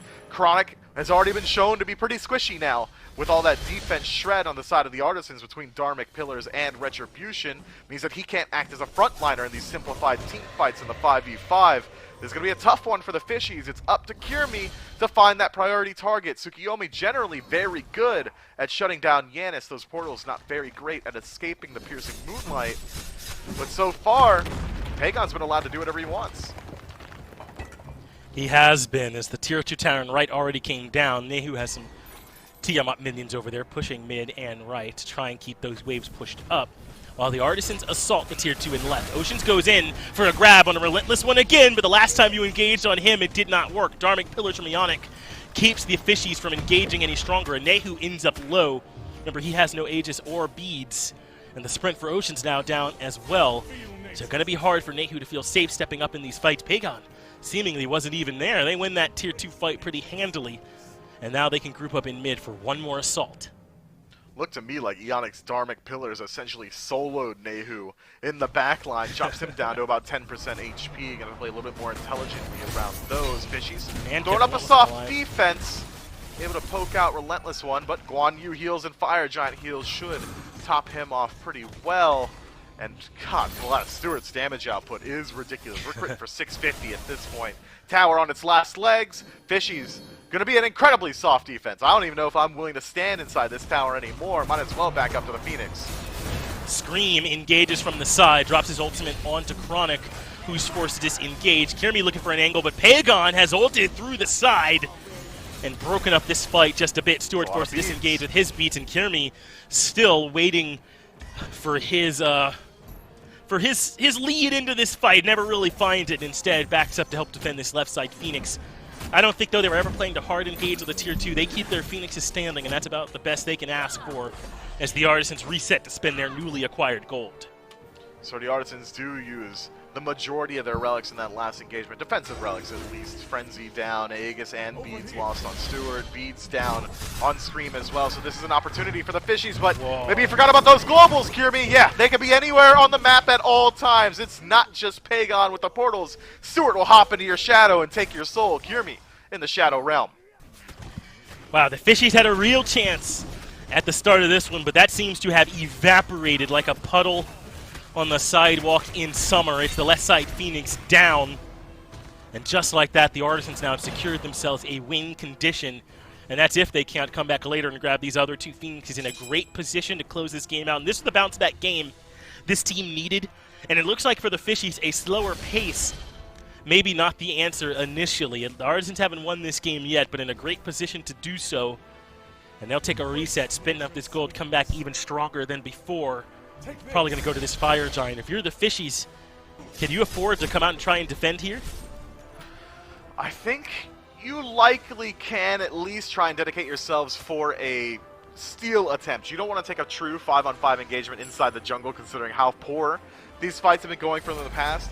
But I do want to say, I think that the Fishies have displayed in this match that they are capable of playing this slower paced draft. It's just they struggle to find that transition period to stop playing it reactively. They found themselves 4,000 or 5,000 gold in the lead a little bit earlier on, about 10, 12 minutes ago.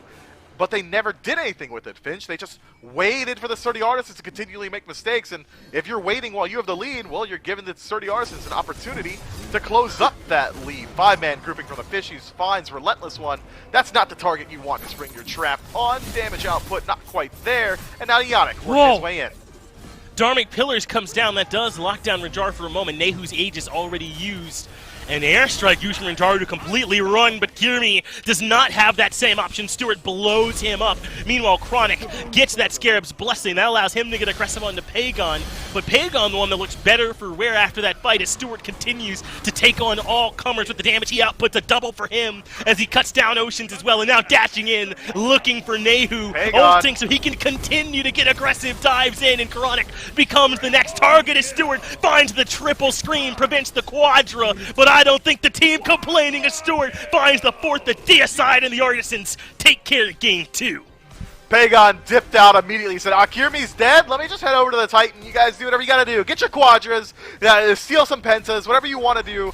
I'm going to go ahead and end this game. 29 minutes, 57 seconds is the timer. Sturdy Artisans show they can hang in there even from behind. Game 1, we saw the Fishies able to balloon that lead a little bit further out. This time around, they do get the lead again, but weren't able to transition it. Sturdy Artisans, however, do dig in their heels a little bit better on, and I really liked that Guan Yu play. That was a nice adaptation. Instead of going for that aggressive style, it was more of a facilitator inside of the team fight, and that healing came in huge in those late-game skirmishes.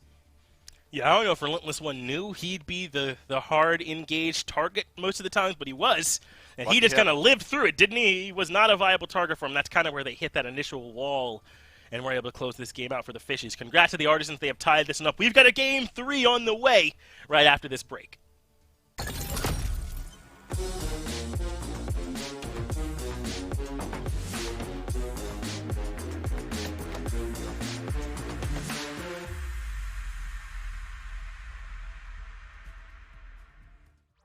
I can't stay.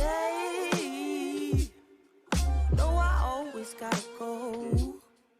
Playing house, this ain't a home with my soul. On the road, I can't stay. No, I always gotta go. Playing house, this ain't a home with my soul. On the road, I can't sit still for a minute. I'm so dead set on indifference. Keep it Charlie, stay down with them Dickens. Let's get around like it's the 80s, right round, let's keep spinning. Let's keep playing these games that we don't want to finish. And I'm sorry if that sounds a bit bitter, but I am to the core. You want the whole damn thing, then you ask him for more. You want that old jive swing, you take up all of the floor. I'm fine with standing at the edge of the door. You be the life of the party. I blend in with the core. You drink it all to Bacardi. Till the bottle's no more. Let's take it back for this started. You want the love, I don't got it. Got my soul on the road. You screaming stay, baby please don't go. Don't think it's in me to listen to foe. It's so different with distance we roam into zones where nothing get hurt anymore. I just wish I was home when I stepped through front door, but instead I'm alone and completely unsure. And even though you're screaming out with the best of intentions, I don't get it. Why do you always gotta ask me to stay? Why you always gotta go? Playing house, this ain't a home with your soul on the road. Say, why you always gotta go? Playing house, this ain't a home with your soul on the road. See, I've been lost in my thoughts, and my thoughts they too obscure to usher you off. Sorry, Mom, I just thought you were my world. Now you're not. And I'm just sitting, smoking, sloping in a daze, cause my days ain't been the same since I drove here away. I remember the way you wrote letters in blue ink. You and me was in love. Think about what your crew think. I know your moms probably think I'm a bastard. Your pops probably want to beat my to death and take a in my casket. But I got sick of fighting, bickering, fussing over nothing, cussing. Instead of watching the death of discussions that we once had, days that we once spent in the backseat of our cars, reading poets at sunset. It's funny how love can fall out the foreground, get pushed into the back of your mind. We used to twist a spliff and laugh and relax. Now you crying, and I'm trying to find the reasons. So I ask, does forever ever happen, or is it always fade to black? I can't stay. No, I always gotta go. Playing house, this ain't a home with my soul on the road. I can't stay. No, I always gotta go. Playing house, this ain't a home with my soul on the road.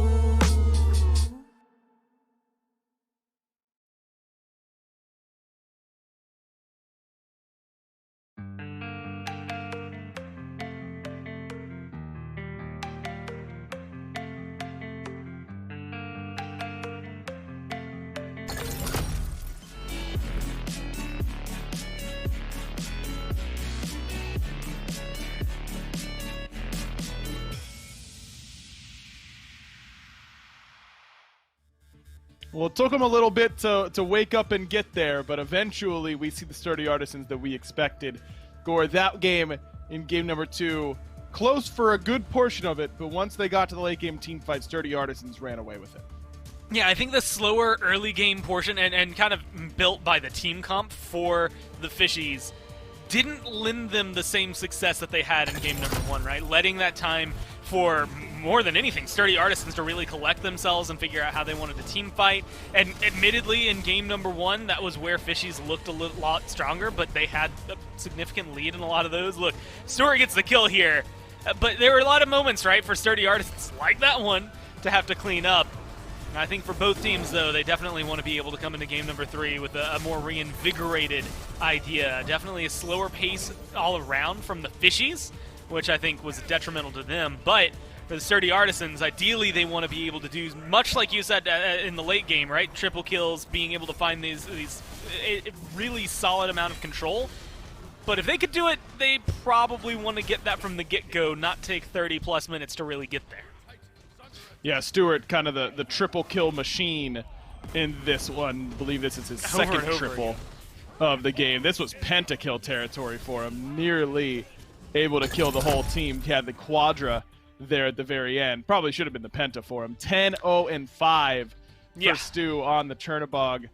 This pick certainly worked out a little bit better than the Onhearth. I was a little surprised at how much Stewart struggled the first game, because this is the type of stuff that he's capable of doing. 27,000 damage and running the show. Yeah, this is something that I think, especially given the way that things went for the SBL on Friday, right? The Bolts specifically were focusing a lot on this Chernobog as well. Like, I feel like, and I mentioned this to Finch, I believe, on one of those desks. Look, they all started to blend together. We do so much of this in a week that at some point, you know, Chernobog, we come in, Apollo Chernobog is like the talk of the town for the first few weeks of the SCC. SBL hits, and they just get thrown out the window. Like, nobody knows where they are. They're just over there in some weird pile. And somebody finally decided, they were like, well, you know, we've got our Onhers, we've got our Jingweis, we've got our Heimdall. Let's shuffle those off to the side. draw a new card. Oh, it happens to be Chernobog. Like, it's exactly what you want, like, and it fits in so well. It's so difficult to keep up with the rotations, and I think that we got to see Stuart play it to a T this game.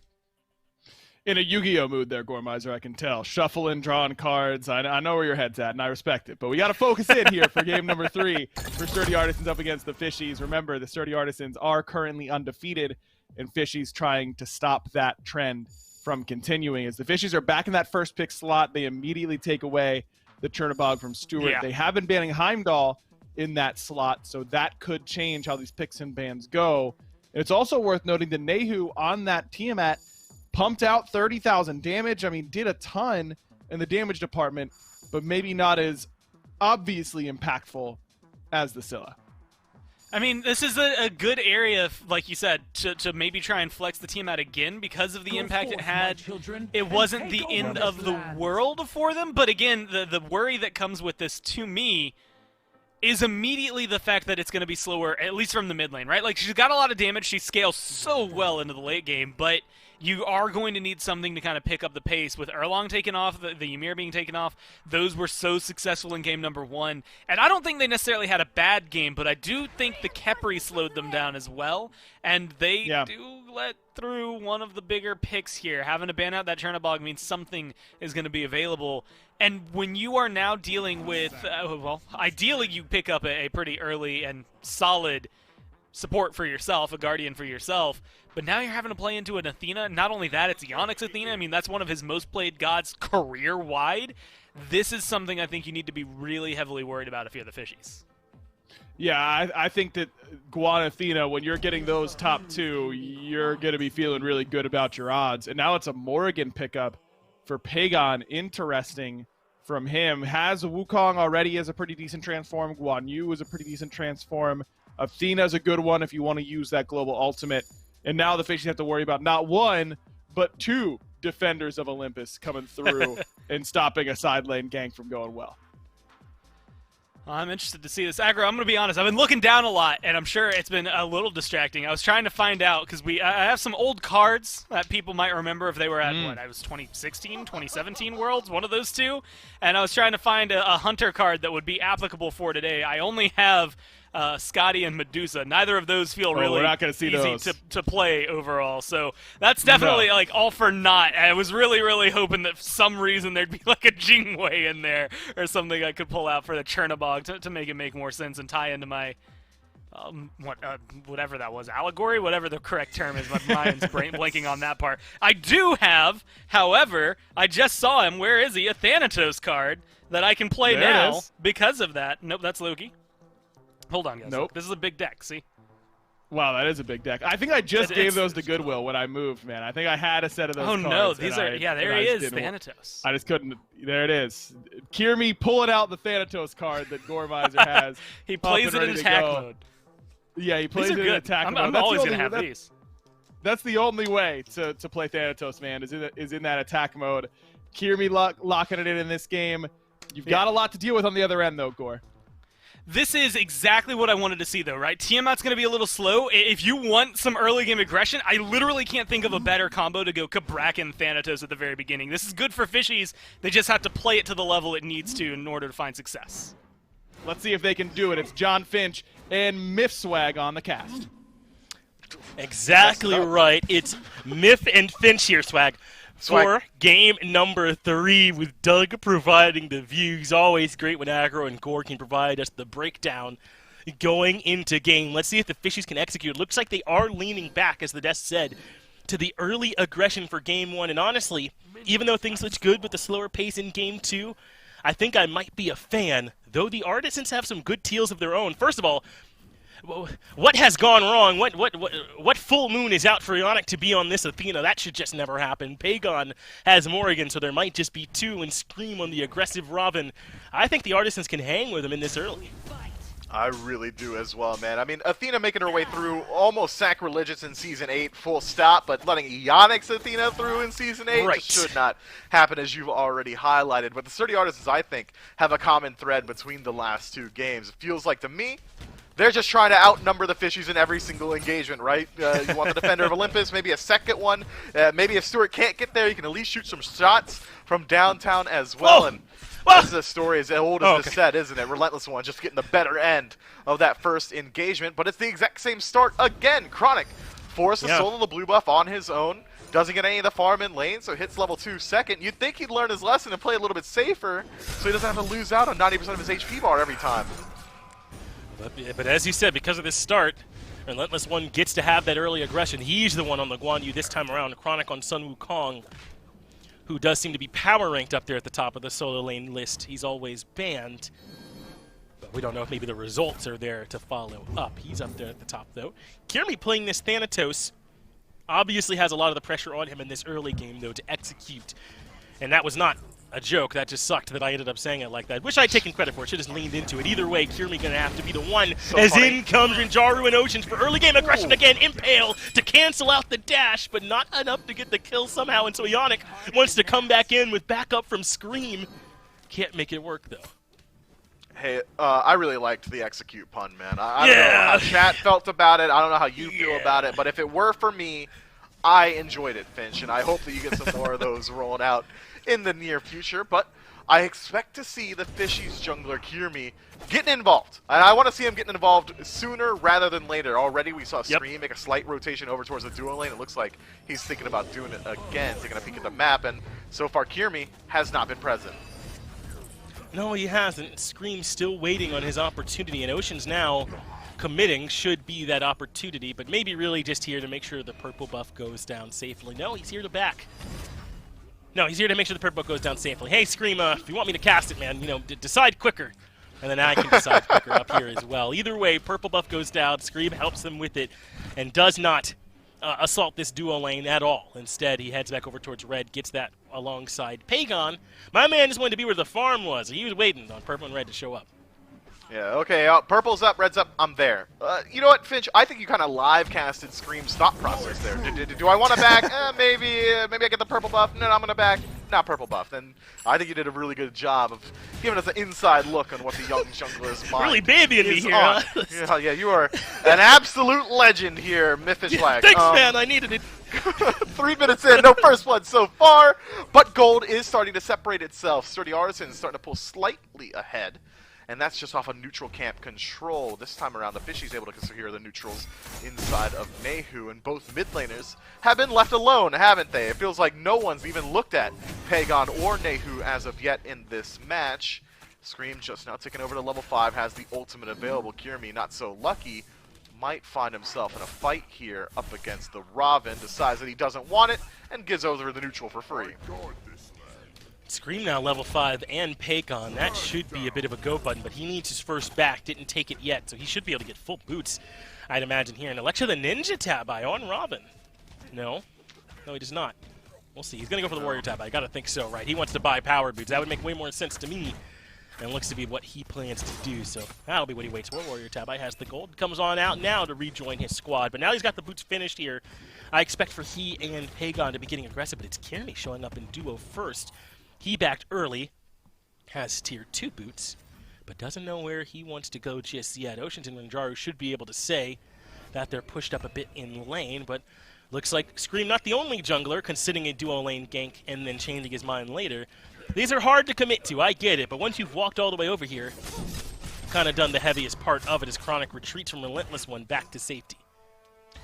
But unfortunately not able to secure the blue buff will be Chronic, forced to use the Somersault Cloud a little bit earlier than he would have liked. Scream dedicating the blink, but blue buff invade is successful. Kirmi starts his rotation, sees the blue buff fall through the fog of war, and says, ah, darn, was not there in time. Heads back to base with his tail tucked. I need to see the Hand of Death get up in the air and land on an enemy pretty soon, because so far, Scream, although has not been dedicating themselves to ganks all the time, has been showing more presence in lane, has been just forcing a slightly more cautious play style from the Fishies, whereas Kirmi has not gotten involved as of yet. He's got great targets, though. If he does get up into the air, Hovering Death really good into Rom. So hard for him to avoid it. Even good into this Guan Yu if the ultimate is down, and it is now as he goes on a Chronic.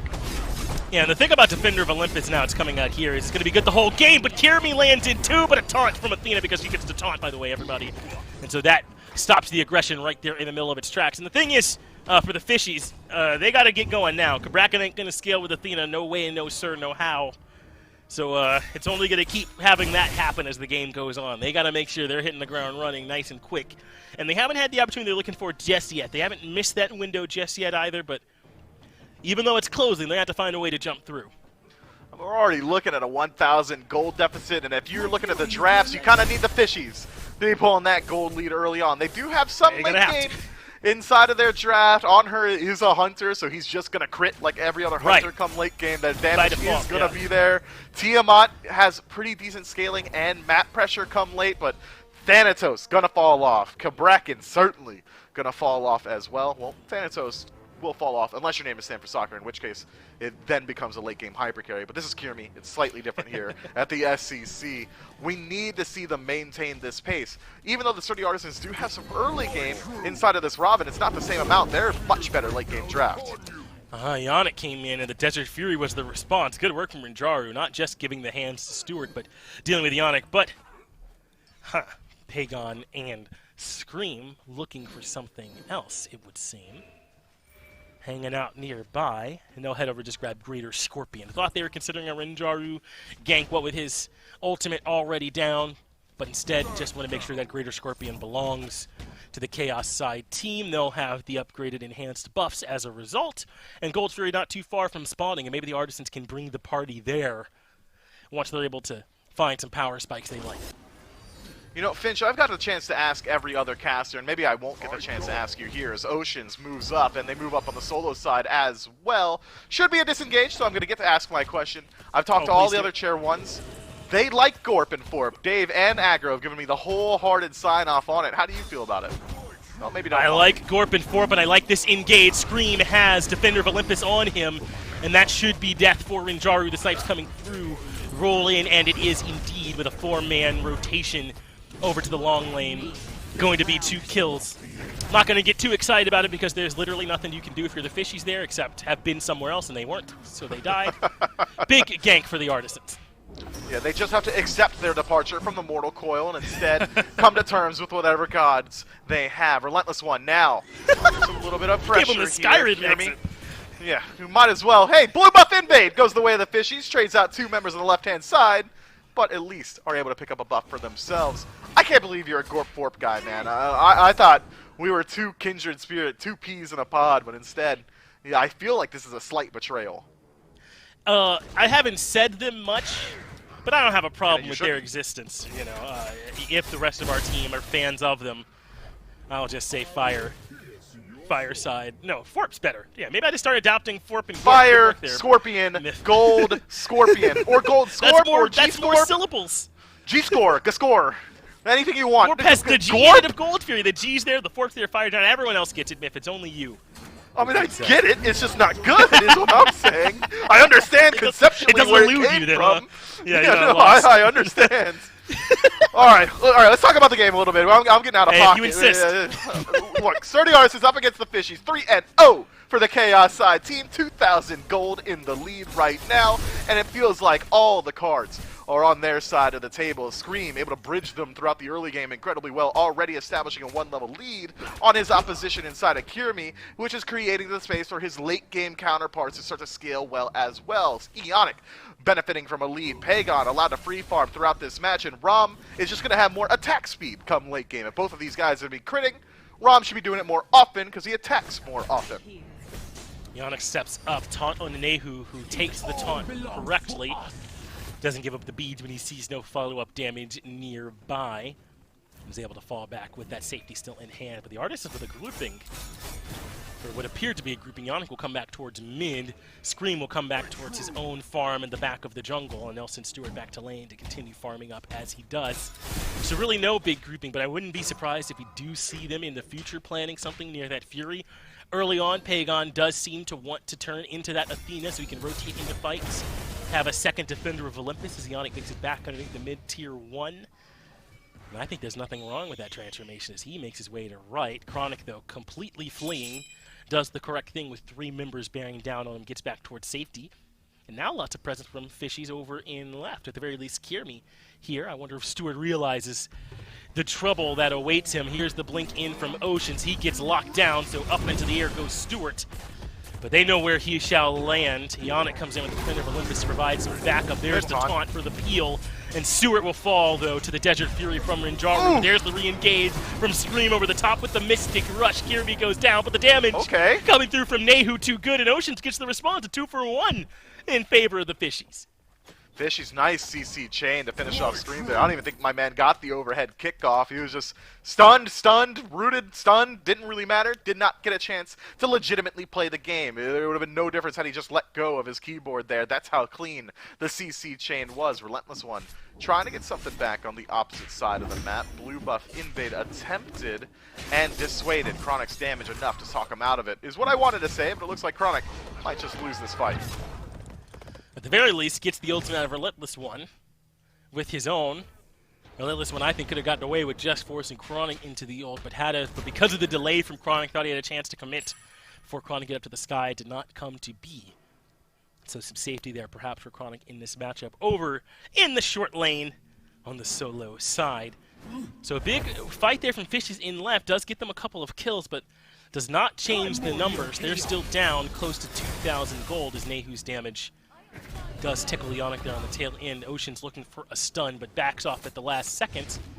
We talked about this pace. Now we want Fishies to be the aggressors in the early. They found those kills over in the left, but for the most part, it's been the Artisans setting the pace. Fishies got to find a way to change the momentum of this game, or they'll find themselves in the late game with simply duller tools.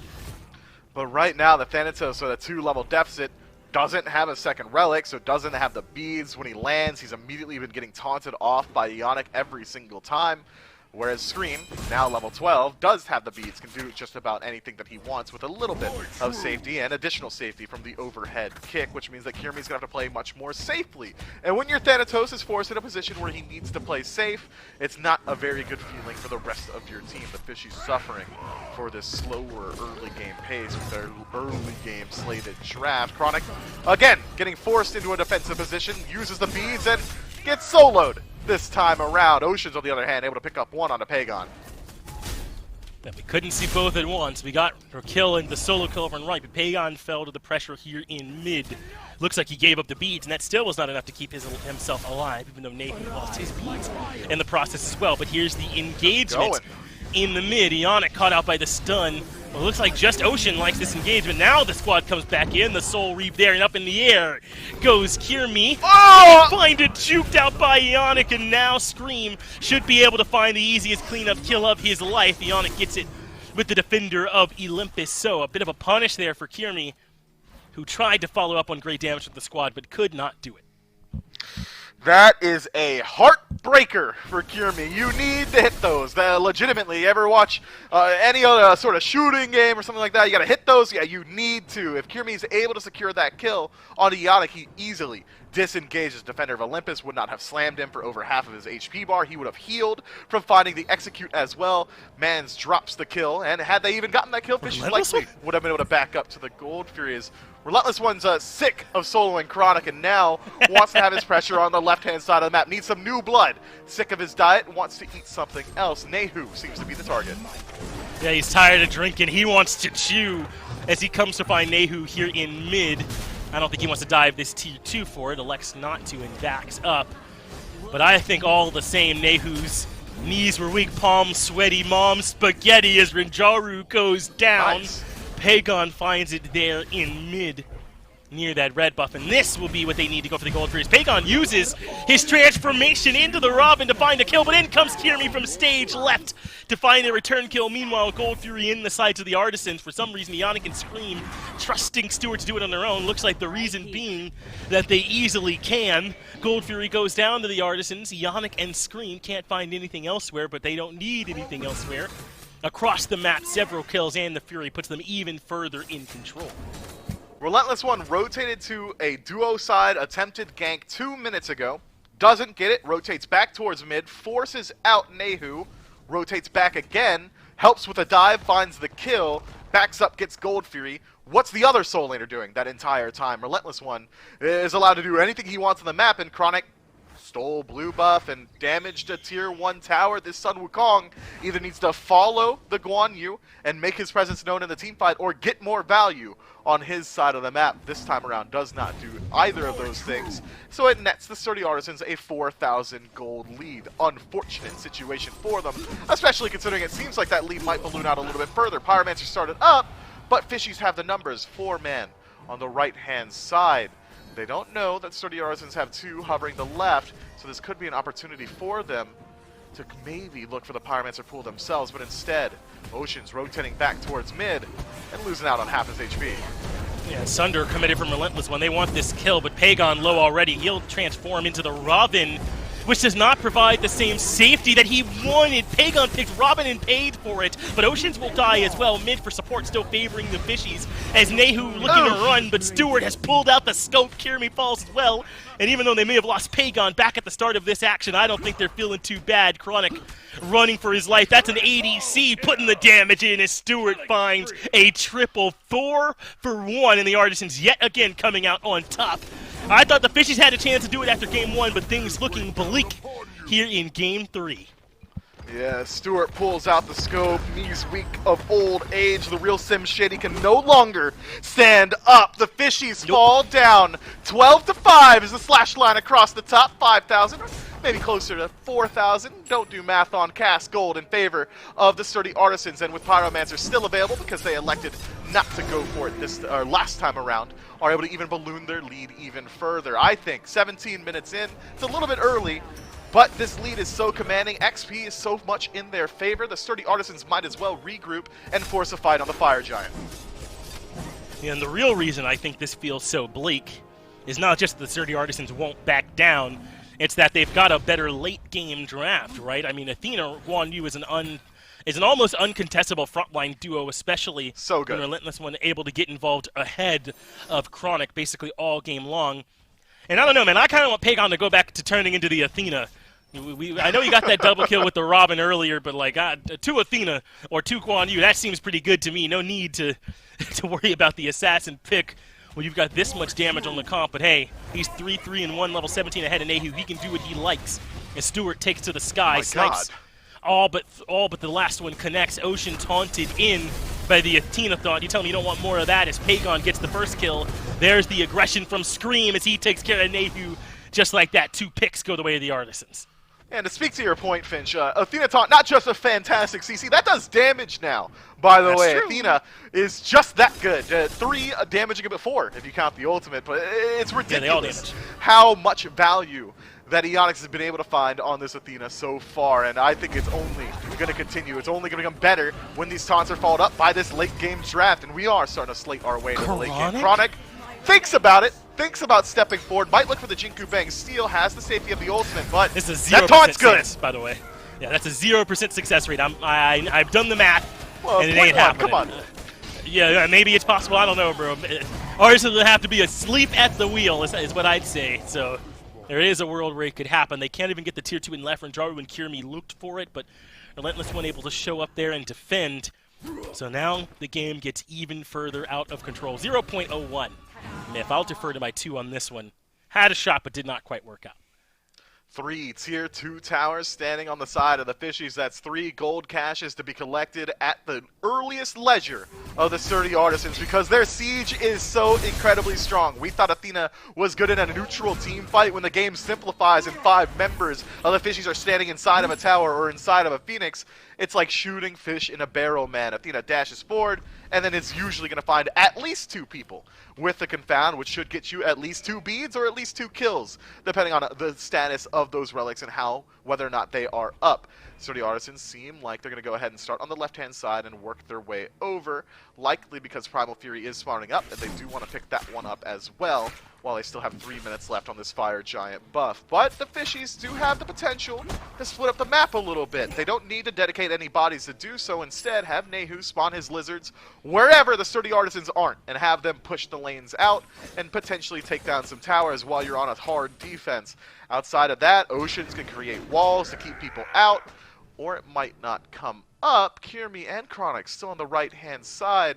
Sturdy Artisans going to take down a tier 2 for free.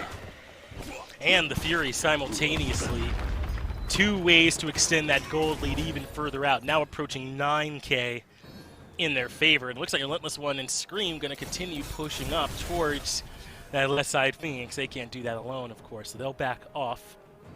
Looks like Stewart heading back towards purple buff, while the rest of the squad grouping up in mid. Ionic over in right. But could always rejoin with a Defender of Olympus at any time. Pagon maybe even taking it back. Yeah, I like the idea of not maybe being with the squad. No, it's Stewart taking the back while his team continues to push up. They gotta know they don't have him here as Scream gets targeted. That did next to nothing to him, though. Defender of Olympus comes through, and the whole squad here. Looks like they'll have plenty of time for Stewart to join. Fishies tried to fight in that small window, but really didn't even tickle the Artisans. No, Scream does lose out on his beads at least, so next time he's slammed by some CC, there should be a better window to follow up on it, and Defender of Olympus going away means that there's no longer a 30% damage mitigation that they can apply to anyone they want on the side of the sturdy Artisans until that is back and available yet again. Good ward coverage from the Fishies, spots out a gank attempt from the sturdy Artisans, but Oceans doesn't seem to care, walks straight into it, realizing that he is the tank and is allowed that opportunity. Sturdy Artisans now finally, with 1 minute left on their Fire Giant buff, decide to group up and attempt a Phoenix Siege. Ionic in first, finds 2. A 2-man taunt starts it off. Frenzy popped in response, Oh. but that will not save Rinjaru. Pagon is low in the middle, but turns into the Robin again, makes it out, and Stewart gets rid of Kirby Oceans, drops down, and just like that, a 3-for-0 in favor of the Artisans. Chronic attempts to get involved in the backline, but instead finds himself a box. Scream gets a double. It's deicide, and it's game over. The sturdy Artisans, even without Sino, will remain undefeated at the top of the NASCC. The Fishies found a strategy in game 1 that can work for them, and it is unmitigated, unbridled early game aggression. And then they win the match. And then game 2, they let it go, about face, as you said, and a completely different identity. And in game 3, it's almost a hybrid of what they had in game 1. I think the Fishies need to hone in on the style that works for them best in the next coming weeks, because we saw a glimpse of their potential. This is so toxic, man. Don't do it to Oceans. Mans was in the SPL. He deserves better, bro. Oh. Absolutely gross. Pagon gets in for a double kill, farming them in the fountain for 2 extra kills. In the end, the sturdy Artisans do win, as we all knew. But a little bit of fun for the Artisans there at the end. I think, hey, when you're up at the top, you're undefeated. Hey, you say come for the crown, and just know what it looks like when you fail, as they have some fun on the tail end. Yeah, they're stomping on those peasants, right? That's the bourgeoisie just keeping down the proletariat. You gotta work your way up to the upper echelons before you can look at me in the eyes yet again.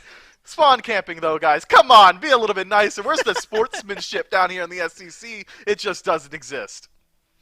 No, having fun in their victory are the Artisans. And hey, I think they've earned it. If you don't want to see it, maybe beat them next time. We're going to have a quick break, then we'll be right back.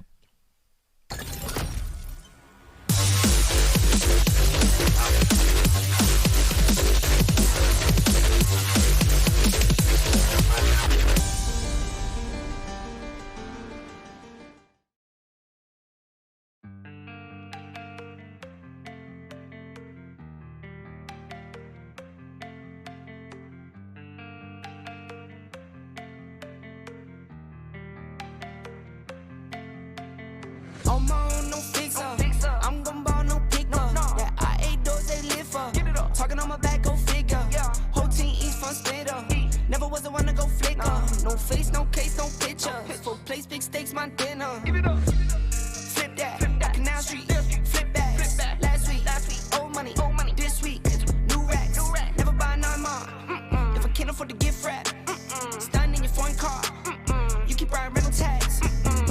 Heard you roll the as a lean, we are not the same. Couple thousand in my pocket, this pocket chip. Rubber bands on my arm, this is not for play. I put 20 on the crib while you cop a chain. I know they hated or love it. You know I love when they hate it. Last year was living basic. Haters on the other side. 3 up, read between the lines. Know I got some angels with me. Made it through some evil times. Late night on some demon time. Pour the Sprite, I need a line. I can't lock it, see the line. Freeze time. Brainstorm. You can assume with your chains on. I can see none with the lights off. Cap, you been the main one. Coolin' when I got my mains on. Show money, but those aren't the same ones. I been told you that it was game on. Been winning since I was on game 1. Telling me how to live like you made me. Go a dog, man, I blame you made me. Money long. longer than a grown-up baby. Step crazy in a new Mercedes, thinking that's 550. Yeah. 5 seats, 50 kids in there. Prime steak on my dinner plate. Nike tech for the dinner wear. Flex up, never play it just up. Never gonna let up. Never, ever. Set up, play with my fam, get wet up. Go, won't let up. Never, ever. Haters on the other side. 3 up, read between the lines. Know I got some majors with me. Made it through some evil time. Late night on some demon time. Pour the Sprite, I need a line. I can't lock in, see the line. Freeze time.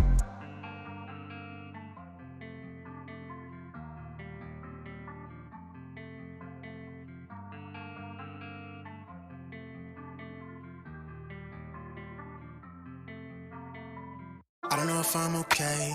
I don't see the light of day. Looking up to higher ground, thinking that'll be your sweet escape. These days gotta schedule the romance. They say that love is a slow dance. A short bike ride to the crib, using no hands. Oh, did it feel like I'm floating? But I'm falling with both eyes closed when I let the world spin. Testing the water, she got my nerves tense. Back when I ain't even have a purpose, I was so eager to learn some things. Anxiety bring out the worst in me. Society paint me as enemy. My making it by off that remedy. I'm more occasional, don't do it regularly. Backs under my eyes, weighing down heavily. Mama been worried, the devil allegedly deep in the plan. Subconsciously wanted it since I was 10. I thought I was sharp on my scroll and my pen thinking dead. So mama found she to them legs. She told me that's not who I am. But nowadays I put on for the fam, see it when I can. I'm surrounded by my feelings, I'm stuck on a Ferris wheel. I bet I perish with 140 acres. She want the horse and the carriage, a porcelain portion of garbage. I talk to the mirror, I know that life's not the fairest. I lost my can, I can't pay off the bills with the blessing. Not sure I relate to the Reddit page. It's feeling like money is everything. Money is everything. It's everything I need.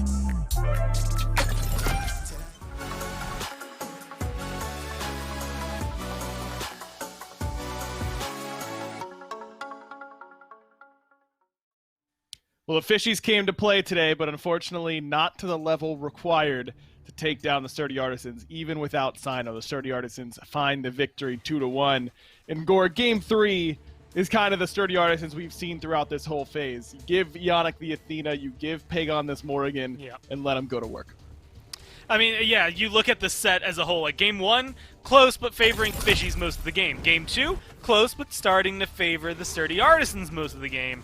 Game 3, Sturdy Artisans just kind of declare themselves the winners and then make sure to drive that point home as hard as they can. Kirmi never really got off to a good start there on the Thanatos, and like you said, everybody, it felt just kind of lined up perfectly there on the Sturdy Artisans. I also have to give shout-outs, like, you had already highlighted the Athena, you highlighted the Morrigan. I also think Stuart deserves another shout-out just because of the fact that he has been so stellar in the last couple of games on these carries. I don't like, it wasn't the same performance, but there were a couple of moments where he got some really good snipes. Scream had a really good game, same thing for Relentless One. I'm really hopeful for the Fishies based on what we saw in games 1 and 2. I think that in the future, especially being able to push the Artisans, even with a sub to this limit, is a good sign for them. But we did finally get to see the Sturdy Artisans that we're used to seeing. And I'm glad that you brought up Scream, because remember, Scream hasn't been playing competitive all year. He has not been playing he's been chilling in the SCC or in the SOC, and he kind of waltzes in, takes a game to warm up, and then had back-to-back really, really good games. So always impressed when a player is able to do something like that. Here's what you may have missed this week in the Smite Challenger circuit. We had a great week of competition as per usual. The Herculean Hoofs found the 2-0 victory over the Winter Dogs yesterday, and then of course the Sturdy Artisans and the Fishies we just saw. And that leads us to the standings for North America, with the Artisans still undefeated up on top, the Tiburones hot on their heels. But on the heels of Tiburones is the Herculean Hoofs, and Gora, I think they play next week, and that could be a massive game here in the North American Challenger circuit. Yeah, I actually think Sturdy Artisans and Average Joe's is another matchup next week as well. And, like, look, in terms of the standings, that has no impact. But I think both that third and fourth team have been on the rise. Average Joe's having to take a couple of roster swaps to get there. But Herculean Hoofs, like you said, finally getting things under their feet and being able to bounce back. And so if I'm Sturdy Artisans and I'm Tiburones, I'm a little worried about those North American matchups. That is not going to be an easy day for them. It won't. And here's your schedule for next week. So starting next week, Thursdays will have SPL as well, so we will only be broadcasting 2 of the 3 matches before SPL. I believe the other matches will be broadcast later on, so just wait around for more information on that. But this is what you're going to see starting next week. Thursday morning will be EU SCC, and then again on Saturday morning, and then Friday and Sunday for North America. And we were correct, Score. Sturdy Artisans up against Average Joes, and the Hoofs up against the Tiburones. 2 very big matchups in the North American Some SCC. good SCC. So it's going to be really good. So next week, again, to reiterate, SPL will begin Thursdays at 1, continue Friday, Saturday, Sunday, 1 p.m., and then SCC at 11 a.m. And knowing that SCC or SPL starts at 1, that means we got to get to it. So we'll be right back as we bring you the SPL.